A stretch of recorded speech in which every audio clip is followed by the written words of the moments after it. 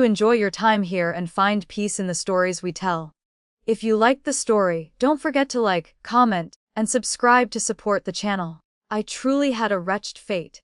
On the second day after I was sold as a servant to the Wei family collapsed. When I was sold to the Wei family, perhaps because they paid a high price, the slave trader happily added a few words to me.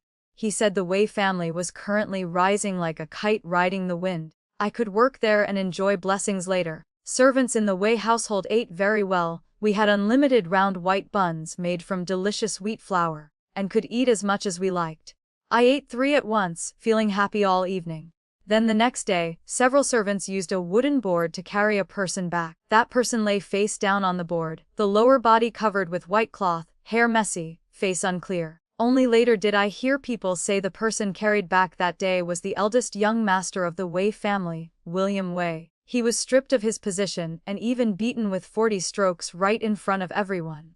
As for Lord Wei, because he pleaded for his son at court, he was exiled to Baling. When the madam heard the news, she fainted and had to drink 3 bowls of ginseng soup to wake up. The whole Wei family was in chaos. The second young master, Liu Wei, was studying at a famous school far away, so temporarily the Wei family had no one to preside over it. Taking advantage of the confusion, I secretly asked Nanny Zhou, who was in charge of teaching me the rules, what a flogging punishment was. Nanny Zhou said that flogging meant having one's trousers stripped off in front of everyone and being beaten on the buttocks with a stick. My mouth fell open in surprise. When I was small, I was naughty. My mother got angry and also used straw sandals to hit my buttocks. Only then did I learn to listen to my mother. But that was when I was a child. How old was that eldest young master now? How could he be beaten in front of everyone? Being stripped of trousers and beaten was humiliating to death. How could he bear it? Although new to the Wei family, I had heard many rumors about young Master William. Lord Arthur Wei's official rank was not high, only a 6th rank official. The broker said the family was like the sun at high noon thanks to young Master William. The eldest young master was a genius at studying. He started learning at 3, had a photographic memory, and at 19, he passed 3 examinations in a row, becoming famous throughout the land. Since the dynasty was established, no one had ever passed 3 examinations consecutively.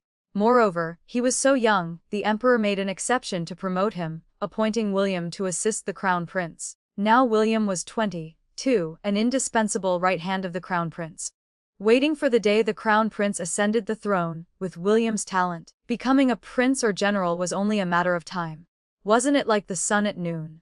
But now, the Wei sky seemed to collapse, people were anxious, and the Wei manor sank into a terrifying silence. At dinner time, in such a large building, no one spoke. I was scared by the heavy atmosphere like an approaching storm. The white buns no longer tasted delicious to my mouth. I only dared to timidly eat a few bites then put them down. The eldest young master was carried back on a wooden board, his lower body covered by a white cloth, but it covered nothing. Blood flowed so much that the white cloth stuck tightly to his body. That night, the Wei family invited almost all the famous doctors in the capital. Medicine boys carrying medicine chests went in and out, everyone rushing, the courtyard filled with the smell of bitter medicine. It was said they had to try their best to preserve the eldest young master, to not let him be crippled. Seeing panic everywhere, servants whispered that the eldest young master angered His Majesty. Even the crown prince could not protect him, and no one knew exactly what happened in the Golden Hall. Some said the Wei family would have their property confiscated, some said the whole clan would be exterminated. Others said the execution of 9 generations was truly terrifying. I was new to the Wei family and did not understand the situation clearly. At night I dared not close my eyes, smelling the faint scent of medicine in the air. I dreamily thought, when everything was fine, why did it come to the execution of 9 generations? Nanny Zhou lay beside me. Seeing me tossing and turning unable to sleep, she sighed, took a bun from her bosom and gave it to me. Silly girl, take it, you might not get to eat later. The Wei family is like this now, later I fear we won't be able to eat our fill. I took the cake, cherished and caressed it, not bearing to eat, hid it carefully under the pillow, lingering waiting for dawn. The butler, on behalf of Lady Margaret, gathered the servants in the manor. Butler Wu said the Wei family wanted to let some people leave. Whoever wanted to go or had a good place to go, the Wei family would return the indenture contract and give an additional 10 taels of silver. I thought about it, The Wei family was not like before. The eldest young master needed treatment, the second young master needed to study, the madam needed to nourish her body, the master had to go to Baling to take office. The journey had to be arranged, horses and carriages bought, servants hired, money just flew away. Indeed, they could not support so many people. The Wei family had their suffering, but I also had my own suffering. I was 13 this year, followed the broker to the capital, stepping out of the Wei family door, I knew no one. The world was vast, the Wei family collapsed, but outside the Wei family, I knew not where to go. Should I take the indenture contract and find another broker to sell myself again? Therefore, I stayed. Nanny Jo left. Over the years she had saved some money for retirement.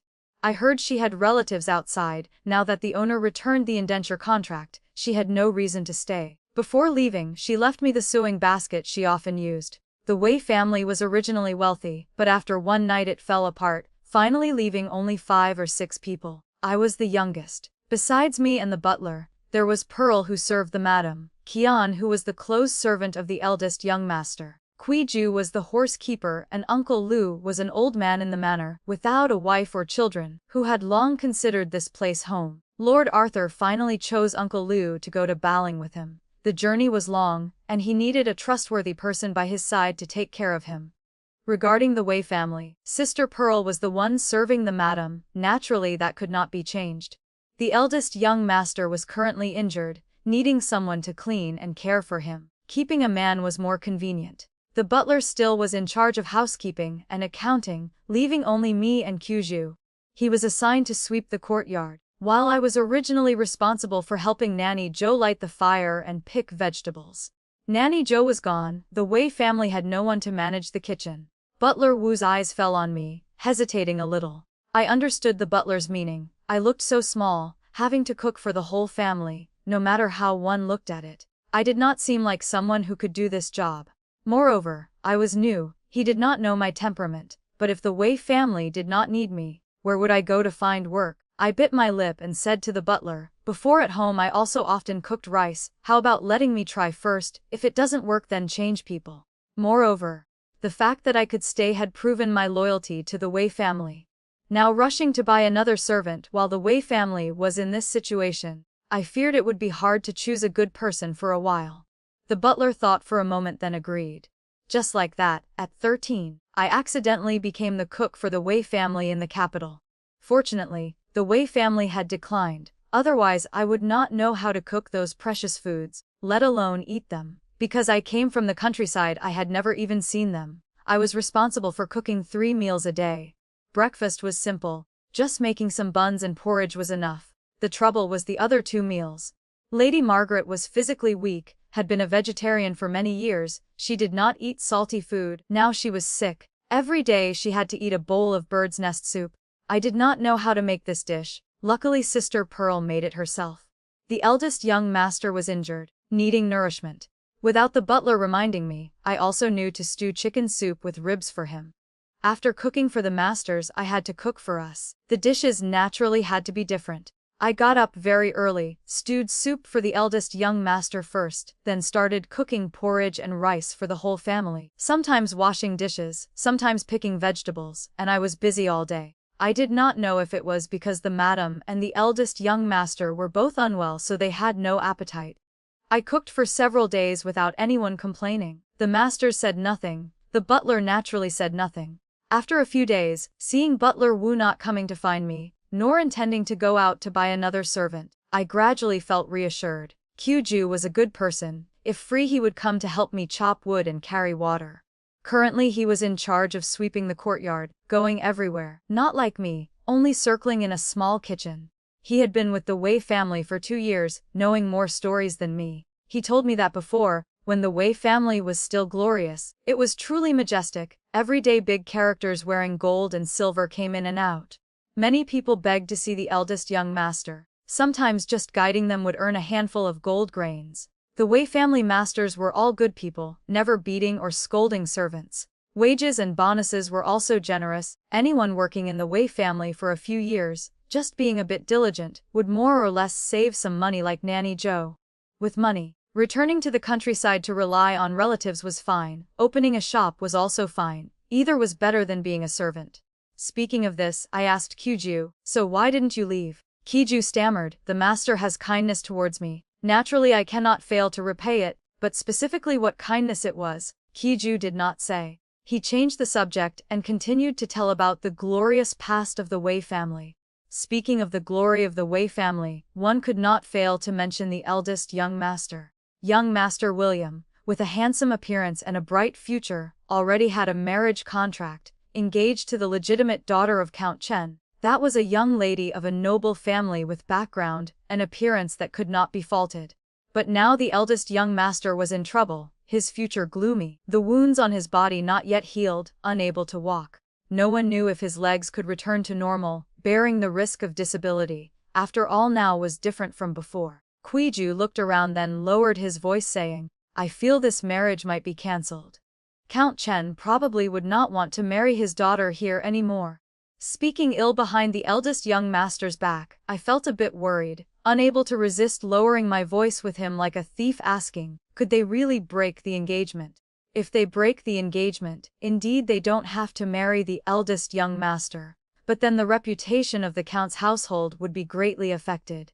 A precious golden daughter of a respectable family breaking an engagement, later it would be hard to avoid people talking. Kyuju seemed to understand very well the tricks of these noble families, only hearing him speak mysteriously. Not until the end of the road would they break the engagement.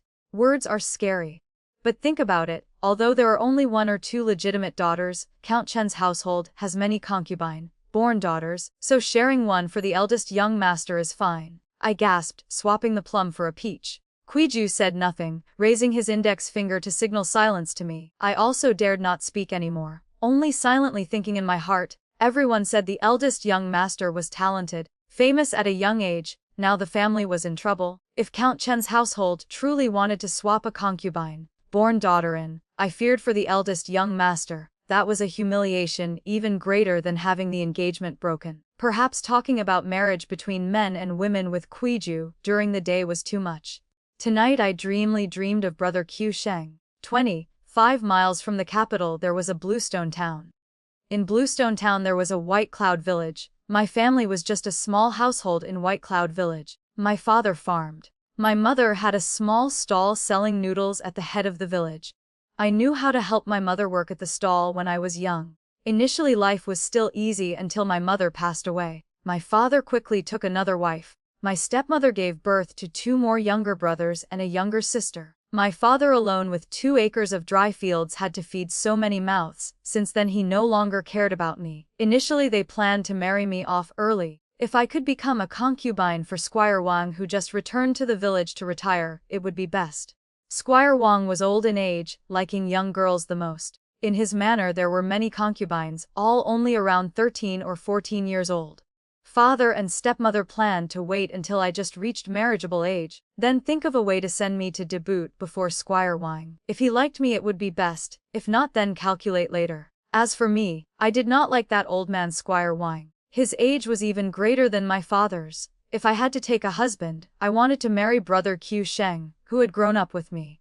I prayed dreamily every night, hoping father and stepmother would consider that brother Qiu Sheng already had a reputation, and marry me to him, avoiding entering the Wang family as a lowly concubine. Looking back, I was truly being unrealistic. Squire Wang or brother Qiu Sheng were both good places, where there was room for me to be picky. I encountered the third path, the path that no girl in the world wanted. My little brother ate something poisonous and got dysentery. His condition was critical. My little brother became thin and haggard in a few days. Ironically, father went at night to invite a doctor. The mountain road was slippery. Father fell and broke his leg.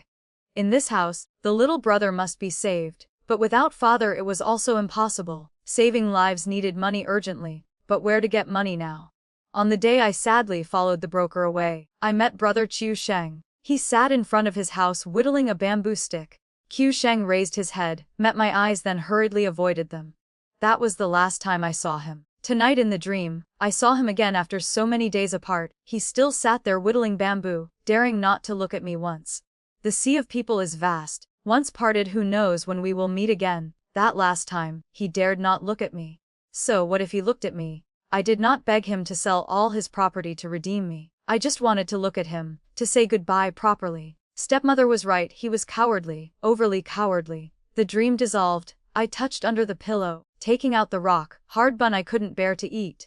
This place was the Wei family manor, the capital. I had signed the deed selling myself. Now I was a servant of the Wei family. I thought of Qiu Sheng in White Cloud Village. I feared in this lifetime I would no longer have destiny with me. More than 10 days later, the second young master returned. That day I finished picking vegetables, was washing clothes in the back courtyard, when suddenly I heard the sound of horse hooves echoing from the front courtyard, followed by a series of noisy sounds. Since the incident, the large Wei family manor had always been immersed in gloomy silence. Now suddenly hearing noisy sounds, I was startled, silently thinking in my heart, wondering if officers had come to confiscate the property. I summoned all my courage to go out and see, almost crashing into a person. That person didn't bother to pay attention to me, taking steps 2 at a time, hurriedly running straight to Lady Margaret's courtyard. I only caught a glimpse of his dusty coat. Following him was Butler Wu panting running up. Just passing by me, Butler Wu paused a bit, instructing, "Hurry, go boil hot water for the second young master." Butler Wu's eyes shone, flashing a joy not seen for a long time. I instinctively said yes, then had time to understand the words he just said. Second young master. At this time from the madam's courtyard came the sound of choking sobbing. "Mother, your son has returned late." I didn't understand why my heart also tightened and a soreness rose up. The second young master had returned. The Wei family was finally reunited. The second young master traveled a long way back, naturally had to bathe clean. I hurriedly boiled hot water, and self-consciously added more food. I thought the madam surely did not want to let the second young master know the current miserable living conditions of the Wei family. The second young master returned. The manor seemed to be blown with new life. Butler Wu must be the one who witnessed the second young master growing up. These days when ordering us, a smile occasionally bloomed on his face. The first thing the second young master did upon returning was to invite the most famous doctor in the capital to feel the pulse for the madam and the eldest young master, then personally went to buy ginseng to stew soup. The second young master returned. He could not be without someone serving him. Qiu was transferred to the young master's courtyard. As for cleaning, Butler Wu said each courtyard swept their own. The front hall and corridors were assigned to me. For the first time I had the opportunity to step out of the small kitchen to other places in the manor. This Wei family manor had a garden built extremely exquisitely, implicit yet elegant. I heard years ago the crown prince valued the eldest young master very much, so he specially invited a famous master to design it. It was a pity I could only look briefly, like glancing at flowers from horseback. The work in my hands was already much, now adding sweeping. There was almost no time to be free. The corridor was deserted, only a few fallen leaves needing sweeping. Luckily it was not yet autumn. I only needed to sweep twice a day, morning and evening, which was enough. One evening, after cleaning the kitchen, I put the bowls and chopsticks on the rack to drain, then as usual took the broom to sweep the front hall. Just stepping onto the corridor, I suddenly heard the sound of a flute echoing from afar, melodious in the moonlight, stirring a vague sadness. From the corridor looking north was the madam's courtyard. If the wind blew, I could see flower branches swaying in the wind.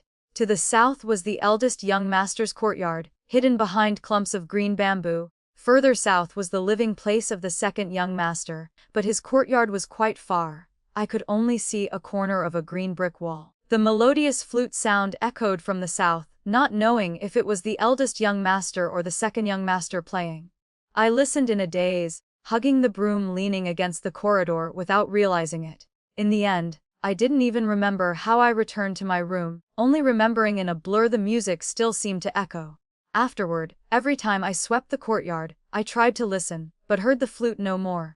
It seemed that night, the wind blew, the lamp flickered, the melodious flute sound was just a dream. On the 5th day after the second young master returned, Lady Margaret came to find me. She stood in front of the stove cooking a bowl of cooling mung bean soup, then pounded small pieces of dried osmanthus flowers from last year, seemingly wanting to make osmanthus cakes. This was the first time Lady Margaret came to the kitchen, and Sister Pearl was not by her side. The madam said nothing. I also dared not utter a word, only quietly withdrawing some firewood that was burning too strongly, adjusting the fire to be smaller.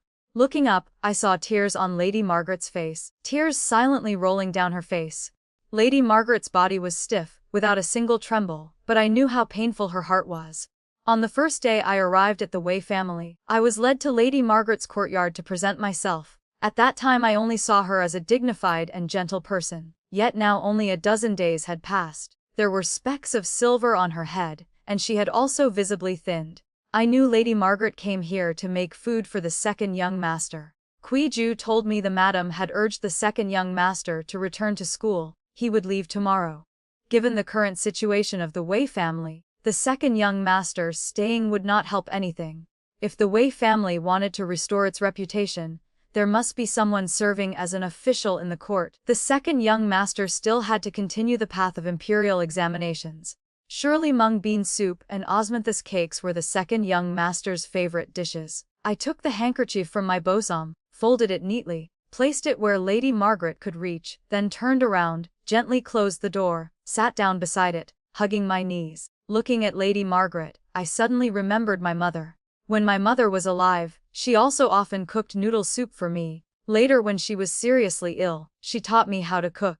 Thanks to that skill, I lived day by day under the harshness of my stepmother, and now came to the Way family to make a living.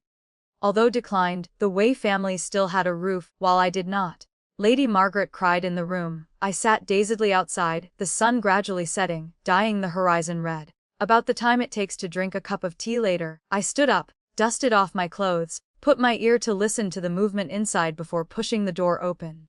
Lady Margaret had finished cleaning up, preparing a basin of water. Only the corners of her eyes were still red. I approached to ask if she needed any help. Lady Margaret told me to fetch a bowl of water.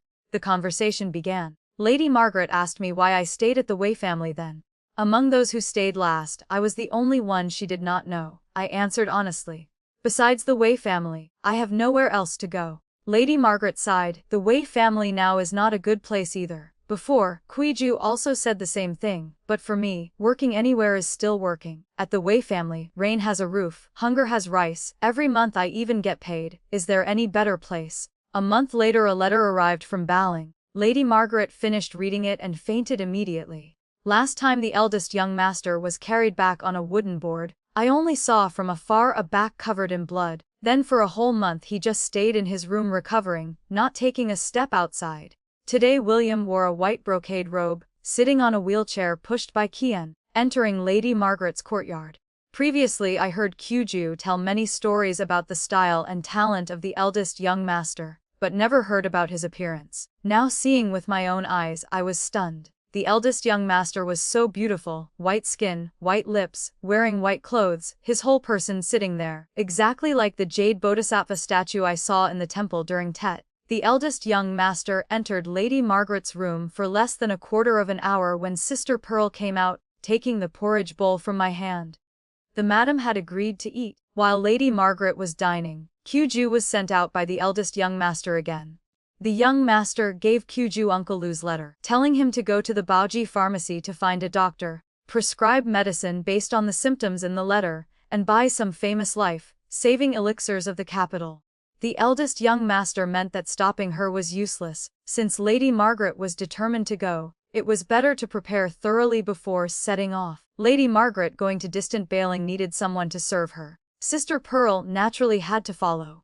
The butler was an experienced person, also assigned by the eldest young master to go with Lady Margaret. Finally, the young master called for Kwiju, who was strong and agile. Initially Lady Margaret did not want Kwiju to go along. The eldest young master was still injured. The family situation declined like this. She went to Baling not needing so many servants by her side. Moreover, in Baling there was Uncle Lu, who was an old servant of the family, understanding everything. But the eldest young master only slightly frowned, and Lady Margaret said nothing more. Having been at the Way family for more than a month, people in the manor left one after another. I returned to the kitchen to light the fire to cook a farewell meal for Lady Margaret. Kitchen smoke stung my eyes, I coughed repeatedly, and felt my waist achy. Lady Margaret was very gentle, always speaking softly to me. Kwiju was generous. When free he even helped me chop wood. The butler and Sister Pearl were both good people. Just hearing the two words Baling was enough to know how far that place was. To get to Baling, the fastest way was by water. Going by boat, I wondered if Lady Margaret and everyone would get seasick. I teared up, found some preserved fruits, wrapped them carefully in waterproof oil paper. The next day, As soon as the sky brightened, I got up to light the fire to cook porridge. Lady Margaret and everyone finished eating and set off immediately. The carriage to the ferry had been hired yesterday, now waiting ready. Upon leaving the door, Lady Margaret cried again. She covered her mouth with a handkerchief, tears just flowing. At the moment of parting, even the wind blew bleakly as if autumn rushed back in the blink of an eye. My eyes red, I gave the bundle prepared early to Sister Pearl. Lady Margaret asked what it was. I replied, "It is preserved fruit to prevent seasickness and chicken eggs to eat along the way." The eldest young master still sat on the wooden wheelchair, his face emotionless, his robe fluttering in the wind, revealing his shoulder blades, as if just a passing breeze could blow him away. He spoke, his voice hoarse. I thought he would say something, but unexpectedly he only uttered one sentence: "The time is coming, just like that we send mother on her way." The huge Way family manor. From now on only 3 people remained, young Master William, Kian, and me. The manor was empty to the point of being scary. I returned to the kitchen, rolling up my sleeves to clean the dishes not yet washed from the morning. A strange back pain struck again. Probably because last night I lay on my stomach by the stove watching the porridge for Lady Margaret, so I didn't sleep well. I rubbed my back, telling myself to go to sleep a bit early tonight. At this time Kian lifted the curtain and walked in. He came to convey the eldest young master's words. From now on only 3 people are left in the house, eating together, no need to make a separate portion for me. For me, this was a good thing, saving a lot of work. Only it was a bit against the rules. At noon, I made 4 savory dishes, set them on the table, then carried to the eldest young master's courtyard. This was the first time I stepped into his courtyard. Before I only delivered food to the door, Kian would come out to take it. At this time the eldest young master was not sitting in the wheelchair anymore. Kian was helping him practice walking on the ground. Before I only saw the young master sitting or lying down. Now seeing him stand up I realized he was very tall, half a head taller than Kian, but he walked with difficulty, lips pressed tight, forehead beaded with sweat. I dared not disturb. Lowering my head to set the food on the table, silently regretting in my heart for not using a food box. Not knowing how much longer the young master would practice walking, the food was getting cold. Just as that thought flashed through my mind, I heard Kian scream in terror. Turning my head, I saw the eldest young master's legs go weak and he collapsed. Kian was pulled down by him, both falling to the ground. The flower vase on the shelf toppled over, shattering into pieces that flew everywhere, hitting them. I stood frozen, instinctively running over. The eldest young master spoke up in time to warn, "Be careful." I saw broken porcelain pieces scattered on the ground. Kian was cut on the forehead by a shard of the vase, bleeding. The eldest young master seemed uninjured, but it was still very difficult for him to stand up. Kian and I had to support him. I carefully brushed clean his robe, confirming no shards remained before letting Kian help him sit on the chair. After a chaotic moment, blood on Kian's forehead had flowed down to his chin. The eldest young master told him to go bandage the wound. I voluntarily took the broom and dustpan, bending down to sweep the broken vase pieces on the ground. The sun was beautiful. Porcelain shards lying on the ground reflected light glittering. I looked absently, suddenly seeing blood stains on my dress. At first I thought this was Kian's blood, but thinking again, Kian's blood didn't even stain his own clothes. How could it stain my clothes? So I thought this was my blood, I just didn't know where the wound was. I carefully checked my upper body, saw nothing, wanted to look down below, but shy because the eldest young master was here, I couldn't lift my skirt to look. The eldest young master noticed my strangeness, and asked, "What are you looking for?" I showed a stained corner of my skirt to him. It seemed I was just injured, but it was strange that I didn't feel pain anywhere. Our eyes met. The eldest young master, who had earlier sent Lady Margaret off with an indifferent face, now had ears that unconsciously turned red. He coughed lightly then asked, "How old are you now?" 13. Just finished speaking. Suddenly my lower abdomen cramped in waves. A red flower gradually spread on the skirt. The surrounding air suddenly became terrifyingly silent. Then I heard the eldest young master lower his voice saying, "You seem to have started your monthly courses." I seemed to be bleeding. My head buzzed, both ashamed and confused, only knowing to stand dumbfounded there, looking up at the eldest young master, asking blankly, So what should I do?" The wise and martial eldest young master, who at 19 passed 3 examinations consecutively, at this moment was as clumsy as me.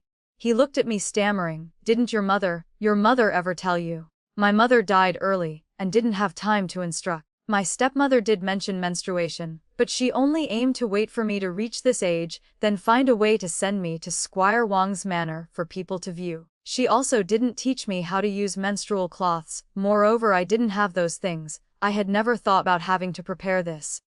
Lady Margaret and Sister Pearl had both left. There was no woman left in the manor.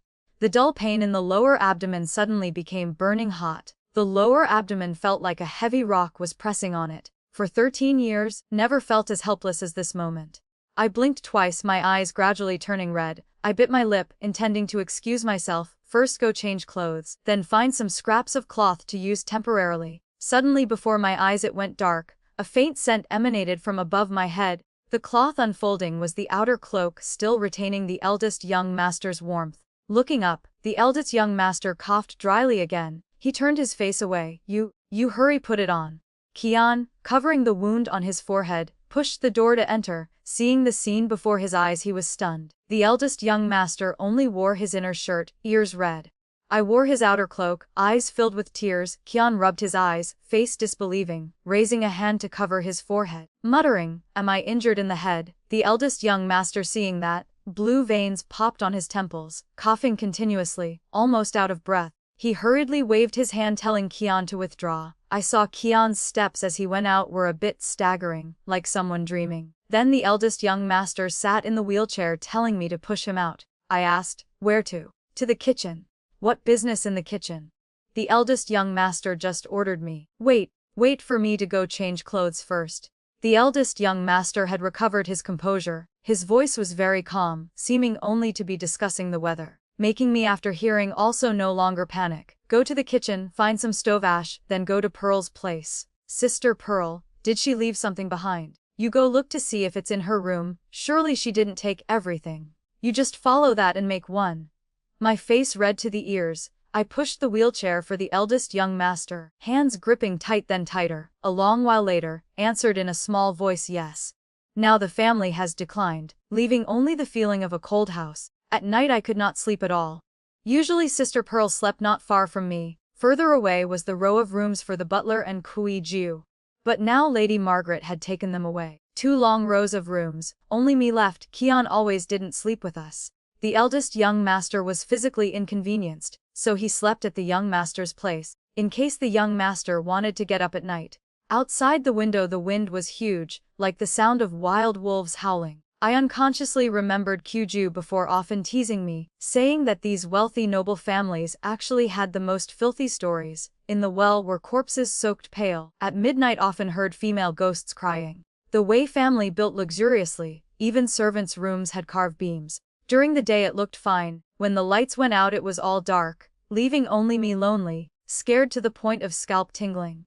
I curled up in the blanket. The more scared, the more I wanted to pee, hugging my stomach, tossing and turning unable to sleep. Finally, I didn't know when I fell asleep. Early morning washing my face, I looked at the person reflected in the water, haggard appearance, pale face, exactly like a female ghost soaked in a well for half a year. Kuiju once said, only cooking for 3 people. Even with adding sweeping, the work was still considered light.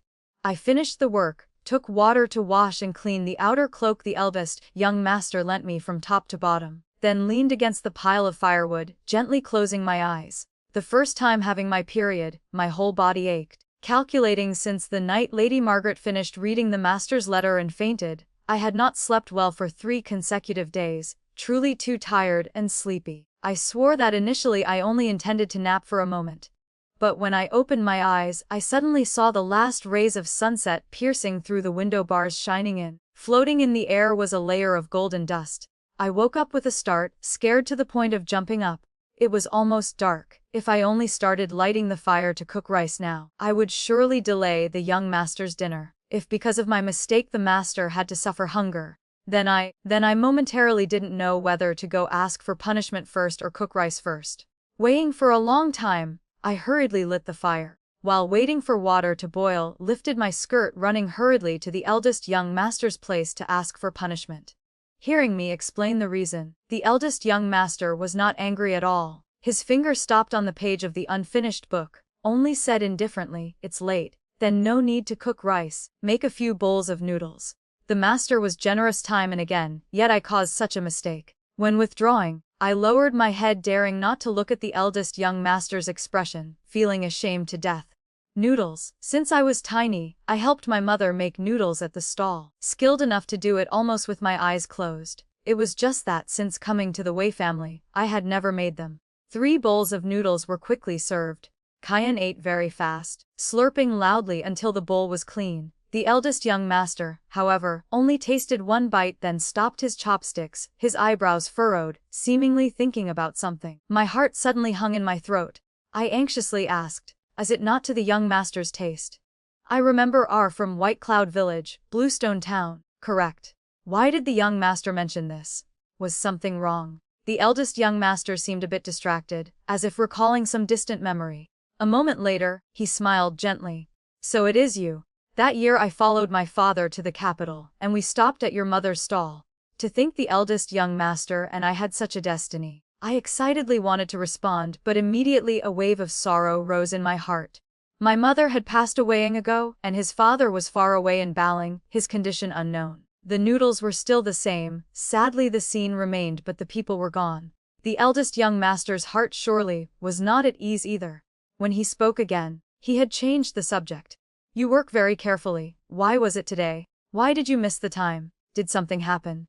The eldest young master was like a celestial being, facing him. It was very hard for me to lie. I said I was scared last night and didn't sleep well, so I wanted to nap a bit at noon, unexpectedly oversleeping. Scared of what? I have never lived in such a large courtyard. I am scared of sleeping alone, and also scared of the dark.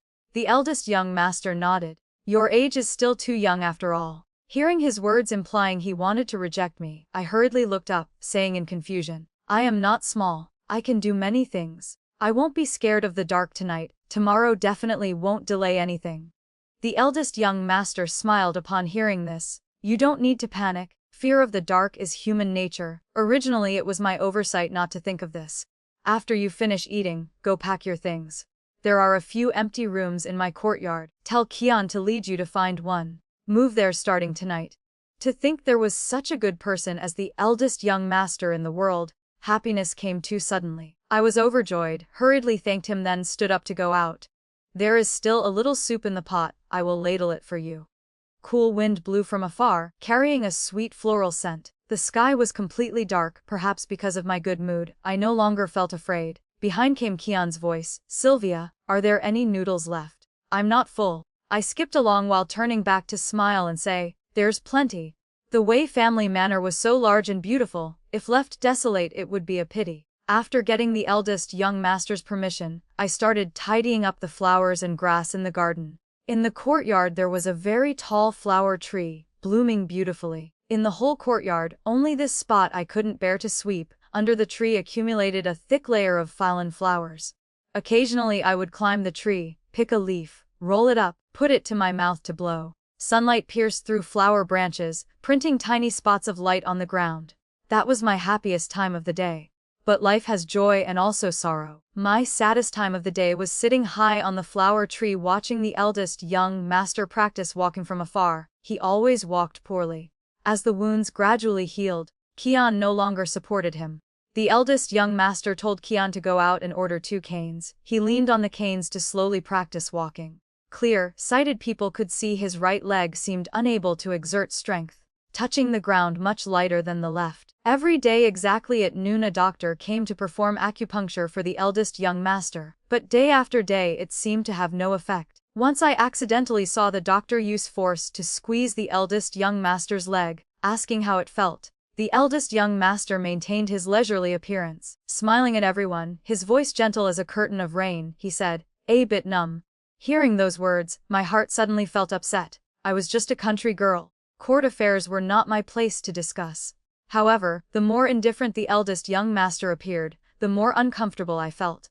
I didn't know what His Majesty was thinking. Stripping his official post was enough. Why insist on flogging him too? The wounds hadn't fully healed after 2 months. When beaten, how painful it must have been for him. That doctor was from the Baoji pharmacy, said to have treated the Wei family for many years.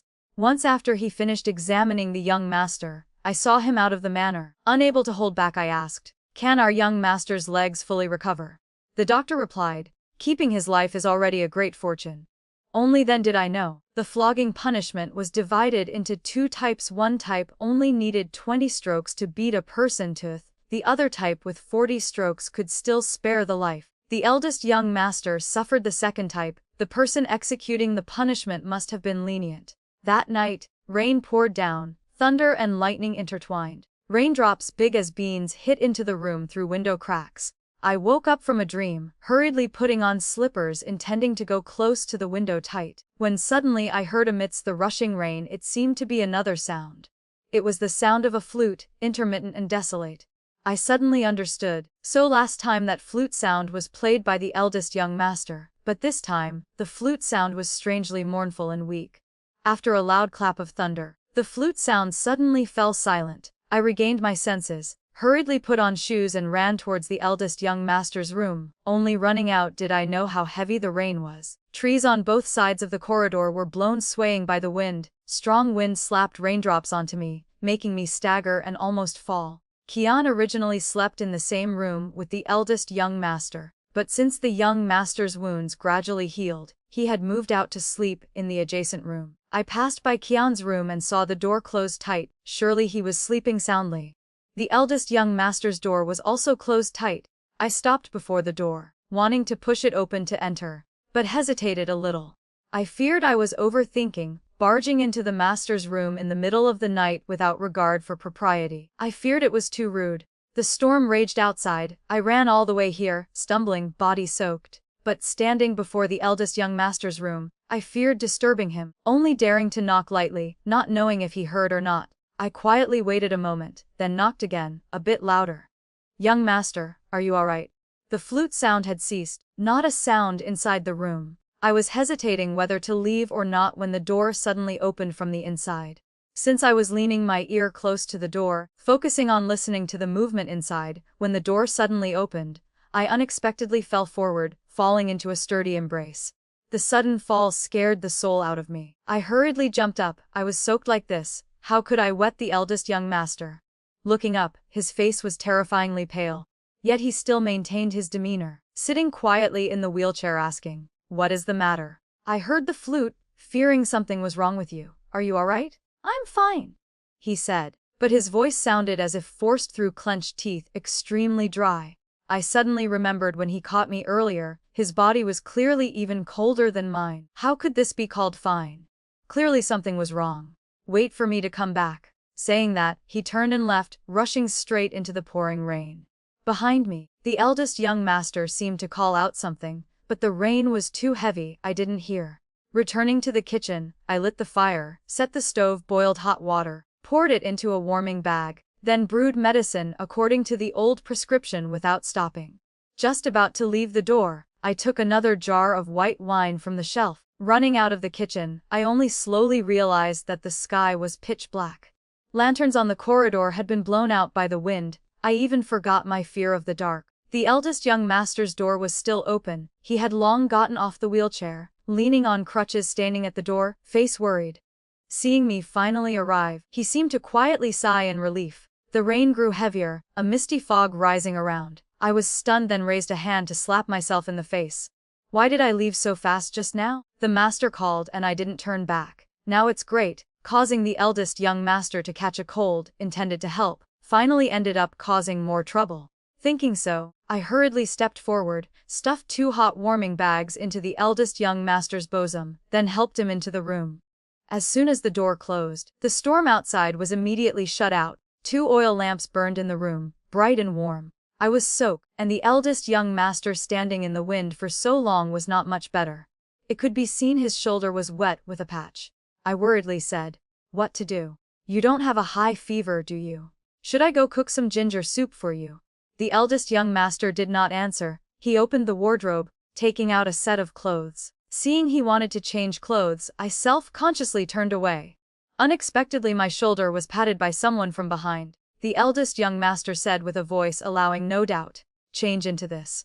So it was for me, but how could I wear his clothes? I was just about to refuse when I suddenly saw the blood mark he had bitten on his lip, immediately daring not to argue. I hurriedly ran behind the screen, quickly changed clothes, then took out another set to help him change, helping him lie face down on the bed. All things that could be used as cover in the room were dragged out by me, piling them all on him, but his body was truly too cold, like a pool 3 yards deep, the deeper down the colder to the bone. 2 warming bags looked so small, completely insufficient to warm him. I worriedly asked the eldest young master, "Are you cold?" He replied, "Still fine." At this time his lips had turned from white to blue. I really didn't understand why there was such a stubborn person in the world. Was there half a true word in his mouth? Luckily, I brought a jar of strong wine. I clumsily poured a cup, hadn't handed it over when I remembered he just took medicine, had to give up. This wine jar seemed to be in vain. Thinking so, I softly spoke up, "Young master, don't blame me, I will help you warm up." It was like rubbing salt on a fish, flipping back and forth, massaging for a while then hanging up to dry. Now the feeling was nearly similar. I ceaselessly massaged for half an hour, my hands also sore, only then feeling the body under my hands gradually heat up. Looking at the eldest young master lying prone, his face no longer pale, instead slightly flushed. Surely he had warmed up. I asked the eldest young master, "Besides cold, does it hurt anywhere else? Feel any better?" He replied, "Better." But I really dared not trust the eldest young master's words. Touching his forehead to check, saw no fever. I said, "Should I still go out to invite a doctor to take a look?" The eldest young master said, "Do you know the way back? It's this late, and it's not a life-threatening illness. Don't struggle to go out anymore. Rest assured, I just need to sleep it off and I will be fine." Saying so, he gently closed his eyes, not looking at me anymore. On the ground, 2 piles of soaked clothes were scattered. I hurriedly and lightly tidied up, found a towel to wipe clean the water on the floor, finally sat at the table, borrowing candlelight to dry my hair. The room suddenly became quiet. I slumped on the table, gradually feeling sleepy. The eldest young master, who was closing his eyes, suddenly spoke up. "Sylvia, do you know the pomegranate tree signifies abundance?"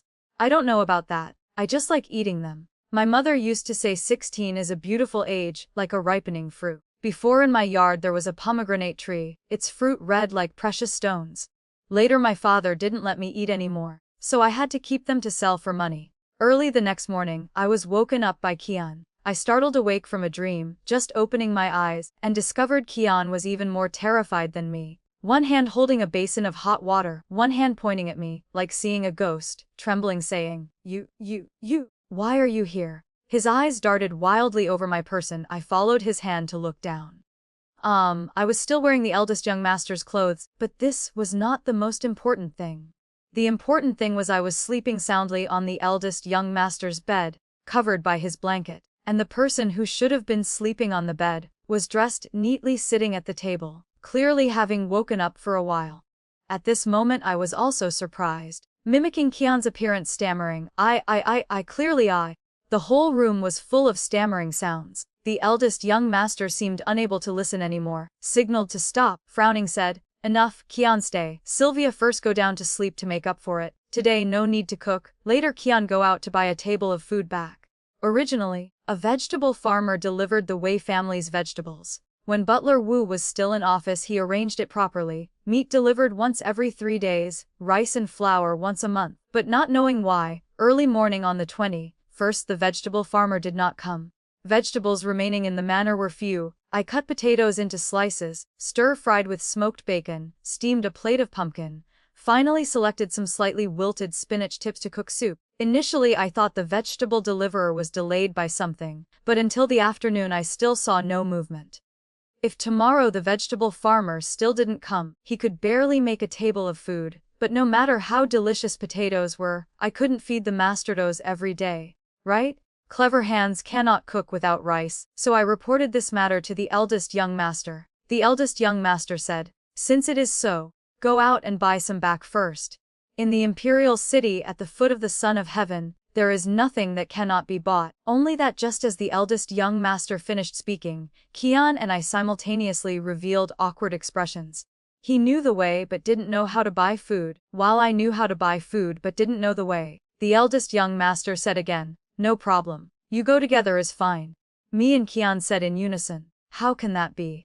The eldest young master currently had difficulty moving. There must be someone staying by his side. Suddenly I had an idea, excitedly saying, "Young master, how about you go with us?" Kian unnaturally glanced at me. The eldest young master's movement also paused a bit. A moment later, he said indifferently, I still have work, I won't go. Sigh. Leaving the eldest young master alone at home, that definitely wouldn't do.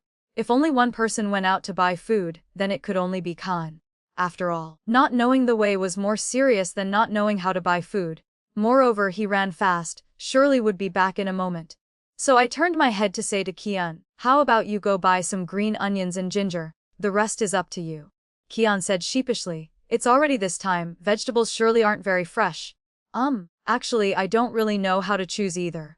I truly hadn't expected this, after all not fresh was better than no vegetables.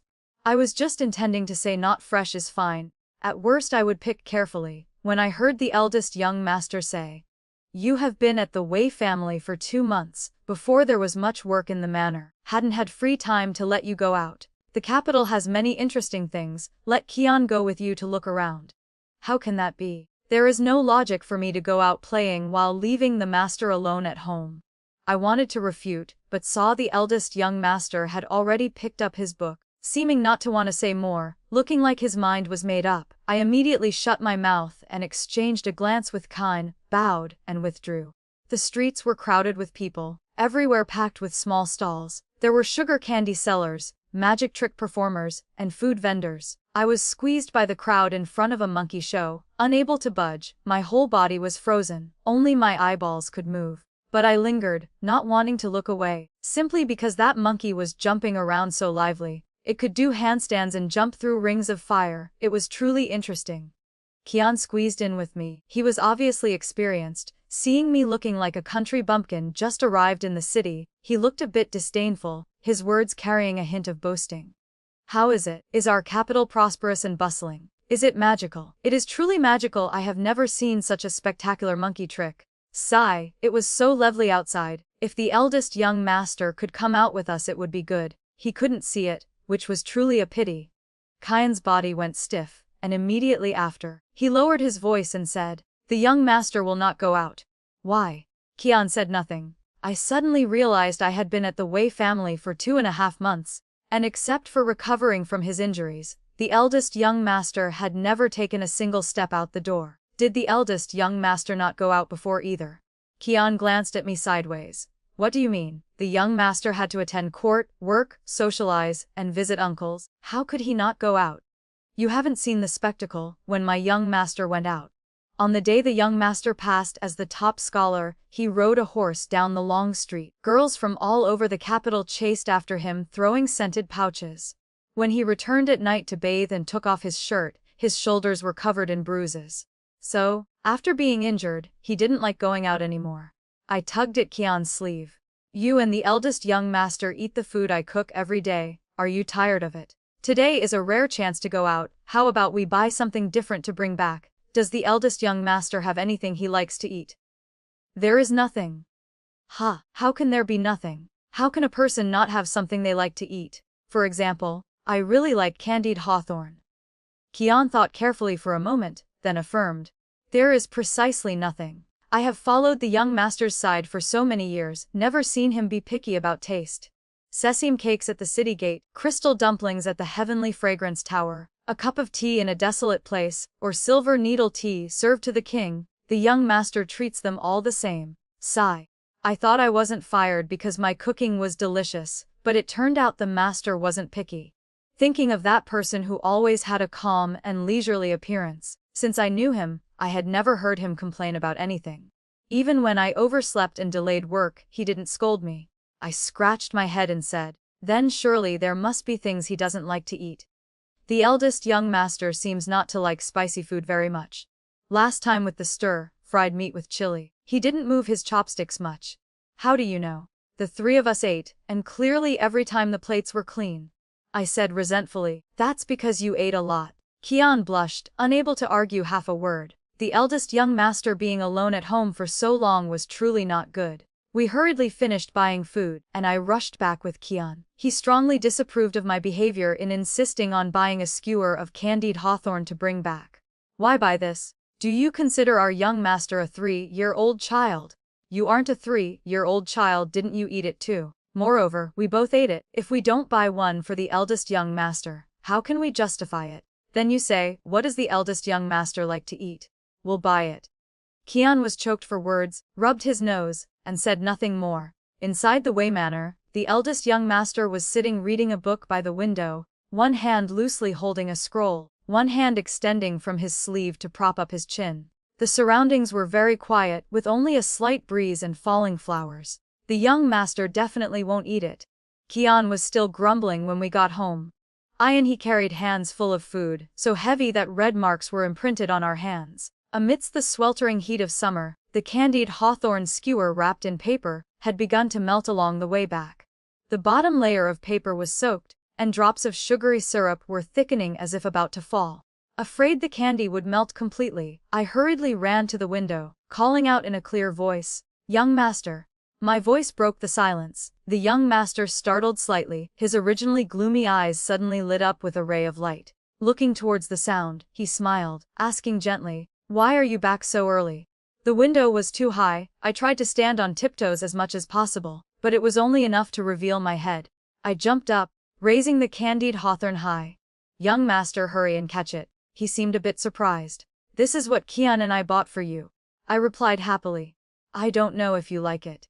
Just as the stick reached his hand, the last drops of sugary syrup finally surrendered to gravity and fell, dropping with a plop right into his teacup, creating rippling waves. The young master looked down at me, solemnly saying words of thanks. "Oh my, what is there to thank? You allowed me to move into your courtyard. Not having to stay alone in those two scary cold rows of guest rooms, I haven't even had time to thank you yet." I waved my hand, laughing. "If you like it, next time we will buy it again." The young master laughed softly, speaking up. "It is still a word of thanks." "Thank you." "Oh my, what is there to thank? The money to buy candied hawthorn was also from the Wei manor. I just bought it out of convenience. It's not worth the young master saying thanks." I waved my hand again, carried 2 baskets of food, and ran off. The next day, the vegetable seller was nowhere to be found. In the kitchen, I marinated the fish I bought yesterday, silently thanking heaven and earth for preparing in advance, dragging Kian to buy plenty of reserve food. Kian knew the vegetable seller's house. After eating, he went to find him. An hour later, Kian returned with a dark face. He didn't go to find the young master, but came to find me first. Seeing his expression was bad, I hurriedly boiled water to make tea. The stove fire flared up. Kian waved his fan, waiting for the heat in his body to subside, then spoke indignantly. "The vegetable seller named Zhang fell and broke his leg the other day." "Fell and broke his leg. Then has a doctor been invited to look at it?" "Humph, why worry about him? That person looks down on others." "Just now it was fine, why say people look down on others?" Kian spoke confusingly, making me understand nothing. 2 cups of tea later, I finally understood the story. It turned out the owner of the vegetable seller was the largest vegetable supplier in the region, specializing in supplying noble families. Although old man Zhang broke his leg, his family still had other people, at worst, report to the owner, and changing someone else to deliver vegetables to our manor would be fine. Ultimately, they looked down on the Wei family for having fallen from grace, only delivering vegetables once every 2 days, and there were only 3 mouths to feed. That tiny profit, they despised and didn't care for. Taking the opportunity of old man Zhang breaking his leg, they pretended to forget our manor altogether. Kian went there and made a fuss, demanding to see the owner of the vegetable business. Unexpectedly, waiting for half an hour, he still couldn't meet the person. They said the master of the house was receiving a distinguished guest. As for which guest, the little servant guarding the door insisted on not saying. Generally, if the owner receives a guest, what does it have to do with kine? Kian angrily slammed the teacup on the table, clenching his fists, cursing, "Those who look down on people. If it were before, they wouldn't even have time to flatter our Wei family. Fresh fish caught in the extreme south, they would have to rush to bring it, fearing if they were a bit slow the fish wouldn't be fresh. If not," Kian suddenly shut his mouth. I asked in a small voice, "So that vegetable seller won't deliver vegetables to us anymore?" Kian pressed his lips tight. A moment later he punched the table hard, snorting coldly. "So what if they don't deliver? The Wei family doesn't lack silver, we will go buy it ourselves," I said. "If so, later I will get up an hour earlier. Now that I know the way, let me go buy vegetables, in the morning they are fresher too." Kian replied, "How can I let you go alone? We will take turns going." Since the time the young master fell ill in the middle of the stormy night and called Kian without getting a response, Kian had moved back to the young master's room. Summer had much rain, he didn't dare sleep alone anymore, fearing oversleeping. If the young master had any mishap, regret would be too late. Taking turns going to the market seemed not feasible. So I said, Kian, you have to serve the young master by washing his face and combing his hair. What if the young master wakes up and sees no one? Moreover, I am originally in charge of the kitchen, buying food is also my duty. You just focus on taking care of the young master. So I had the additional task of buying food. Kian hid it from the young master very well, never telling the story of the vegetable seller looking down on the Wei family, only saying he broke his leg, and it would take some time before he could deliver vegetables. The saying is true, if you don't manage the household, you don't know the cost of firewood and rice. Before, vegetables were ordered by the butler, the seller just brought them. Money didn't pass through my hands, so, when cooking I didn't feel regret. Even the last time going to the market with Kian, he paid. Now it was my turn to take out the purse, and my heart hurt like it was being cut. Indeed, in the capital at the foot of the Son of Heaven, prices were so expensive. The money to buy one pig trotter here could buy half a side of ribs in White Cloud Village. Although the money was not mine, and I didn't have the right to decide the Wei family's spending. Spending wastefully like this made my conscience guilty. Currently, in the Wei family, only the master still receives a court salary. The young master was sick and always had to spend money on medicine. The second young master was at the age of eating and studying, plus feeding 5 servants' mouths. The master and madam's health was also not good. This feeling was terrible, making me remember when my mother died. My father only had 2 acres of barren fields, having to feed so many mouths. Finally I had to ask the broker to sell myself. Savings would eventually run out. I really had no sense of security. I saw a woman selling embroidery at the market. I had a needle and thread. Nanny Jo had left me a whole basket of sewing gear when she left. I approached to look. There were handkerchiefs, children's bibs, and even apron corners. That woman embroidered beautifully, the stitches were exquisite, the embroidered images lifelike. Yet, even with such beautiful embroidery, business wasn't very good. I silently clicked my tongue. Her embroidery skills were truly skillful. I didn't know how long it would take me to equal half of that. But thinking again, I didn't necessarily have to sell embroidery. I also had something to sell. Before, I liked Brother Chu Sheng. He worked in bamboo weaving and I often helped him. In the hot summer, if I made bamboo fans to sell, surely I could earn money. Although the Wei family had declined, monthly wages were still paid in full. I saved half to send home, the other half calculated was enough to buy a few bamboo poles. I immediately asked an uncle selling vegetables to bring 2 bamboo poles from the suburbs for me tomorrow. Kian accidentally saw me bringing some bamboo pieces back and asked what I planned to do. I hummed and hawed, replying it was to light the fire. I dared not let the young master know I worked for the Wei family but also did extra work outside. Just like that, every day besides cooking and sweeping, whenever I had free time, I secretly made bamboo fans in my room. Everything was fine, only the bamboo strips were very sharp. Despite trying to sand them smooth, there were still small splinters. A little carelessness would cut my hands. That evening, after finishing dinner, I cleaned up the bowls and chopsticks, and took them to the kitchen to wash. I didn't know why the young master pushed his wheelchair to the kitchen door himself. His shadow printed on the ground, stretching long under the sunset. The young master coldly asked me, "What are you doing?" He appeared suddenly. I stood dumbfounded there, looking at the chopsticks in my hand, the dishes on my knees, feeling that even with 10 mouths I couldn't explain. I didn't mean to steal the owner's things. Meat at the market was that expensive. During the meal, I didn't dare pick much. When clearing the dishes into the kitchen, seeing a few pieces of leftover meat on the plate, I casually picked them up to eat. But the young master looked at me like that, as if I were secretly hiding food, taking advantage of no one around to steal a bite. Truly, jumping into the yellow river wouldn't wash away this injustice. I was flustered, instinctively hiding the dishes behind my back. This action was no different from covering one's ears while stealing a bell. How could it pass the young master's eyes? His voice became even colder, enunciating each word, asking again, "What are you doing?" The young master was originally gentle, never scolding me like this. I stammered in fear, This is leftover food. I didn't mean to steal, just felt it was a waste." The young master's face darkened, lips pressed tight. For the first time, I felt lucky he couldn't walk. If he wanted to hit me, I could still run away. Of course, before running, I was already scared to the point of clumsy limbs. I lowered my head and said in a small voice, "I know my mistake. Next time I won't dare anymore." The young master's face was extremely unsightly. He gritted his teeth and said, "I, William, have not reached the point where I cannot afford to feed a servant girl." Yes. Suddenly, the young master slammed his hand hard on the armrest of the chair, making me jump. No one said he couldn't afford to feed me. He definitely could. Wasn't my monthly wage given by him? I had already admitted my mistake. Why was he still so fierce with me? Truly hard to understand. The young master was angry until his face turned pale. He rubbed his brow, then threw back a sentence. "Follow me." Then he turned and pushed the wheelchair away. I dared not breathe loudly, hurriedly following.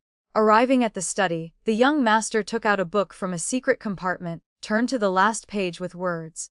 "Read it for me." This book could be said to know me, but I didn't know it, I said. "I don't know how to read." In the terrifyingly silent space, I saw the young master's chest heaving. I was really afraid he would faint from anger. A long while later he gritted his teeth and asked, "Did Wu buy you into the manor?" "Butler Wu." I was about to cry. I only ate a few pieces of leftover meat in secret. Why did it turn into such a big matter involving Butler Wu? I teared up. I know my mistake. Next time, even if thrown away, I won't dare steal a bite anymore. The young master asked, "What are you crying for?" Sob. Am I not even allowed to cry anymore? Why is there such a person in the world? I even buy him candied hawthorn every day, sometimes sweet rice cakes too. I turned my face away, ignoring him. Then I felt my face being lifted. The young master was holding my face. He sighed, his voice a bit gentler, asking, "Why are you crying?" "Why am I crying?" he still pretends to ask. I sobbed and didn't answer. The young master seemed not to expect me to answer either. He took out a small bottle of medicine from his sleeve, gently pried my hands open, then applied medicine to the wounds. "What happened to your hands? Why are they full of cuts like this?" In that moment, I suddenly understood.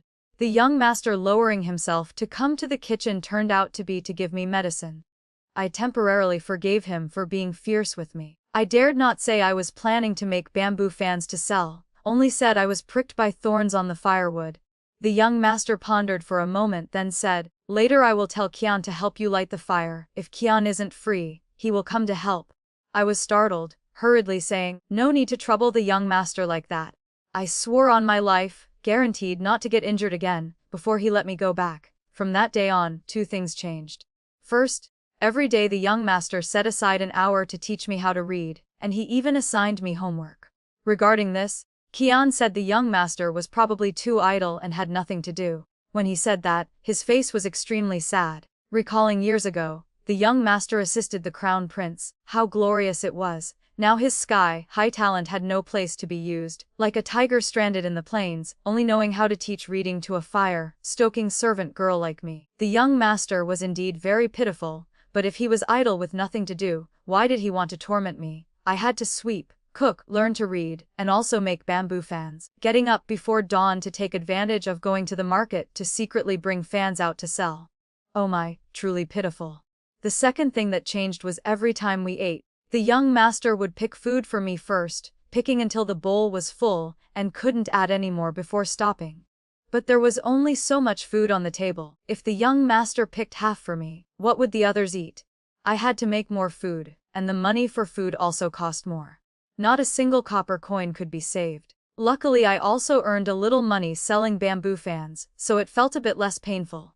Regarding the young master's actions, Qian thought and thought. Then suddenly one day he became polite with me, polite yet distant. For example, before, if he fed the horses in the stable and accidentally tore his clothes, he would bring them to me to help mend. But now when he came to find me to borrow the sewing basket, he insisted on not letting me help, demanding to mend it himself. How could Qian know embroidery? But saying he was distant wasn't quite right. Sometimes he was very close to me. Every time he went out for business, he would tell me, asking if I wanted to buy anything to bring back. His attitude was strangely good, as if reporting work to the young master. I timidly asked him what was wrong. Qian patted my shoulder and said, "What change?"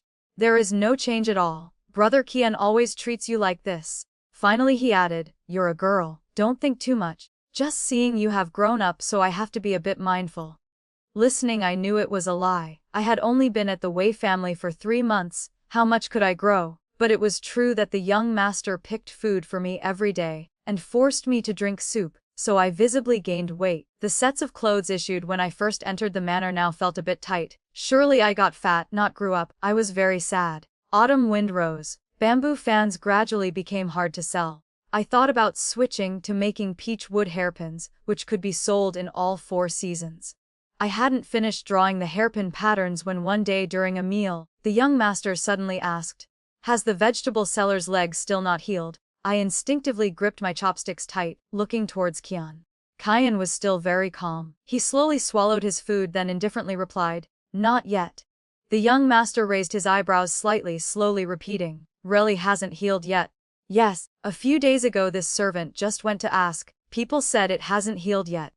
The young master said nothing more, only lightly tapped 2 times on the table with his hand. Although the movement was very light, I felt a chill down my spine. He lowered his eyes, telling me to clear the table. I carried the tray out, walked a distance, secretly turned my head to look back, just in time to see Kian kneeling in front of the young master. Only much later did I understand, old man Zhang injured his leg. No matter how severe the injury, could it be heavier than the young master being beaten with 40 strokes? Moreover, ordinary people like us worry about food and clothing as soon as we open our eyes. How could we rest comfortably for 2 months without working? The young master surely realized Kian was lying. All evening I was restless, afraid after the young master dealt with Kian, it would be my turn. After all, I also knew about this matter and intentionally hid it from him, but the young master never mentioned me. One day, Kian told me the Wei manor had ordered vegetables. He went out and found a small local merchant. The young master only punished Kian but not me. I felt very guilty. I secretly asked Kian, "Did the young master say anything about me?" Kian huffed, "What can the young master say about you?" "Then it's good. Brother Khan, what do you want to eat? Savory or sweet? As long as I know how to make it, just say." Kian replied without thinking, "Braised pork is good, stew a pot for me." Kian glanced at me. "On the dinner table. Don't say I want to eat it." "Alright, I will say I want to eat it." Only then did Kian smile, patting my shoulder in praise. Suddenly a melodious flute sound echoed from afar. Turning back to look, amidst the green bamboo forest, the young master wore white clothes, a jade crown on his head, calm and elegant. Seeing the young master, Kian immediately retracted his smiling face, removed his hand from my shoulder, and hurriedly walked away. The Wei family had a vegetable supplier again. I was saved by one task. But without going to the market, how could I sell peach wood hairpins? Peach wood was much more expensive than bamboo. If these hairpins didn't sell, I would really lose capital. Half a month passed. I was so anxious, so I went to the young master to probe. The young master was painting an autumn mountain landscape. I knew he didn't like being disturbed while working, so I only dared pretend to pass by the window, sneaking a peek to see if he finished painting. The 5th time I sneaked past the window, the young master called me, put down his brush, and asked briefly, "What is the matter?" I immediately perked up, ran to the window, stood on tiptoes and flattered, "Young master, the painting you drew is so beautiful." The young master remained calm. "If there's something, say it straight." I fidgeted with my toes. "That, young master, do you want to eat candied hawthorn? I will go out and buy it for you." The young master lowered his eyes, glanced at me, then smiled gently, waved his hand and said, "Go, take money. If you see anything you like, buy more."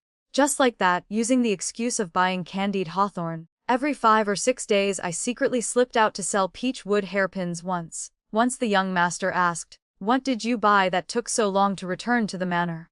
What could I buy? I went to sell things, setting up the stall a bit longer. Maybe there would be more buyers. But in front of the young master, I couldn't say it straight out, stammering for a while, then answered, "Bought a peach wood hairpin." The young master asked, "Why don't I see you wearing it?" "I only bought one, I couldn't bear to wear it." I wailed, "Save me, lying only 0 times or countless times." The young master seemed unhappy then. My heart pounded, afraid he saw I was lying. "Enough." The young master sighed, "Sylvia, William, can still afford to feed you." I knew this sentence, he had said it before. I flattered, "The master is the most formidable." The young master sighed again, looking helpless. "You really are." Tet came very quickly. Lord Arthur and Lady Margaret sent a letter saying the winter was cold, the road far, without a summoning order. The master couldn't conveniently return to the capital, so they wouldn't come back. The academy also gave a 20-day break. On the day the second young master returned, snow fell lightly. Kian bustled about helping him carry things. I had already sliced the lamb, lit the stove to warm the wine. The food was all washed clean, just waiting for the second young master to finish resting to come to the table. The eldest young master and the second young master hadn't met for a long time, surely had many things to confide in. Kian and I tactfully didn't join the table. An hour later, when I came to clear the dishes, the second young master was dead drunk. The eldest young master was still fine, only his face was a bit red. Kian helped the second young master to his room. I was clearing the dishes, hesitated a moment, then asked the eldest young master. After cleaning up, do I need to follow to serve? The young master asked. Serve what? Serve the second young master. Help him comb hair and bathe. The eldest young master said nothing more. Although he was still sober, his expression wasn't very clear, eyebrows furrowed, looking angry, and laughed coldly once. You wanna go?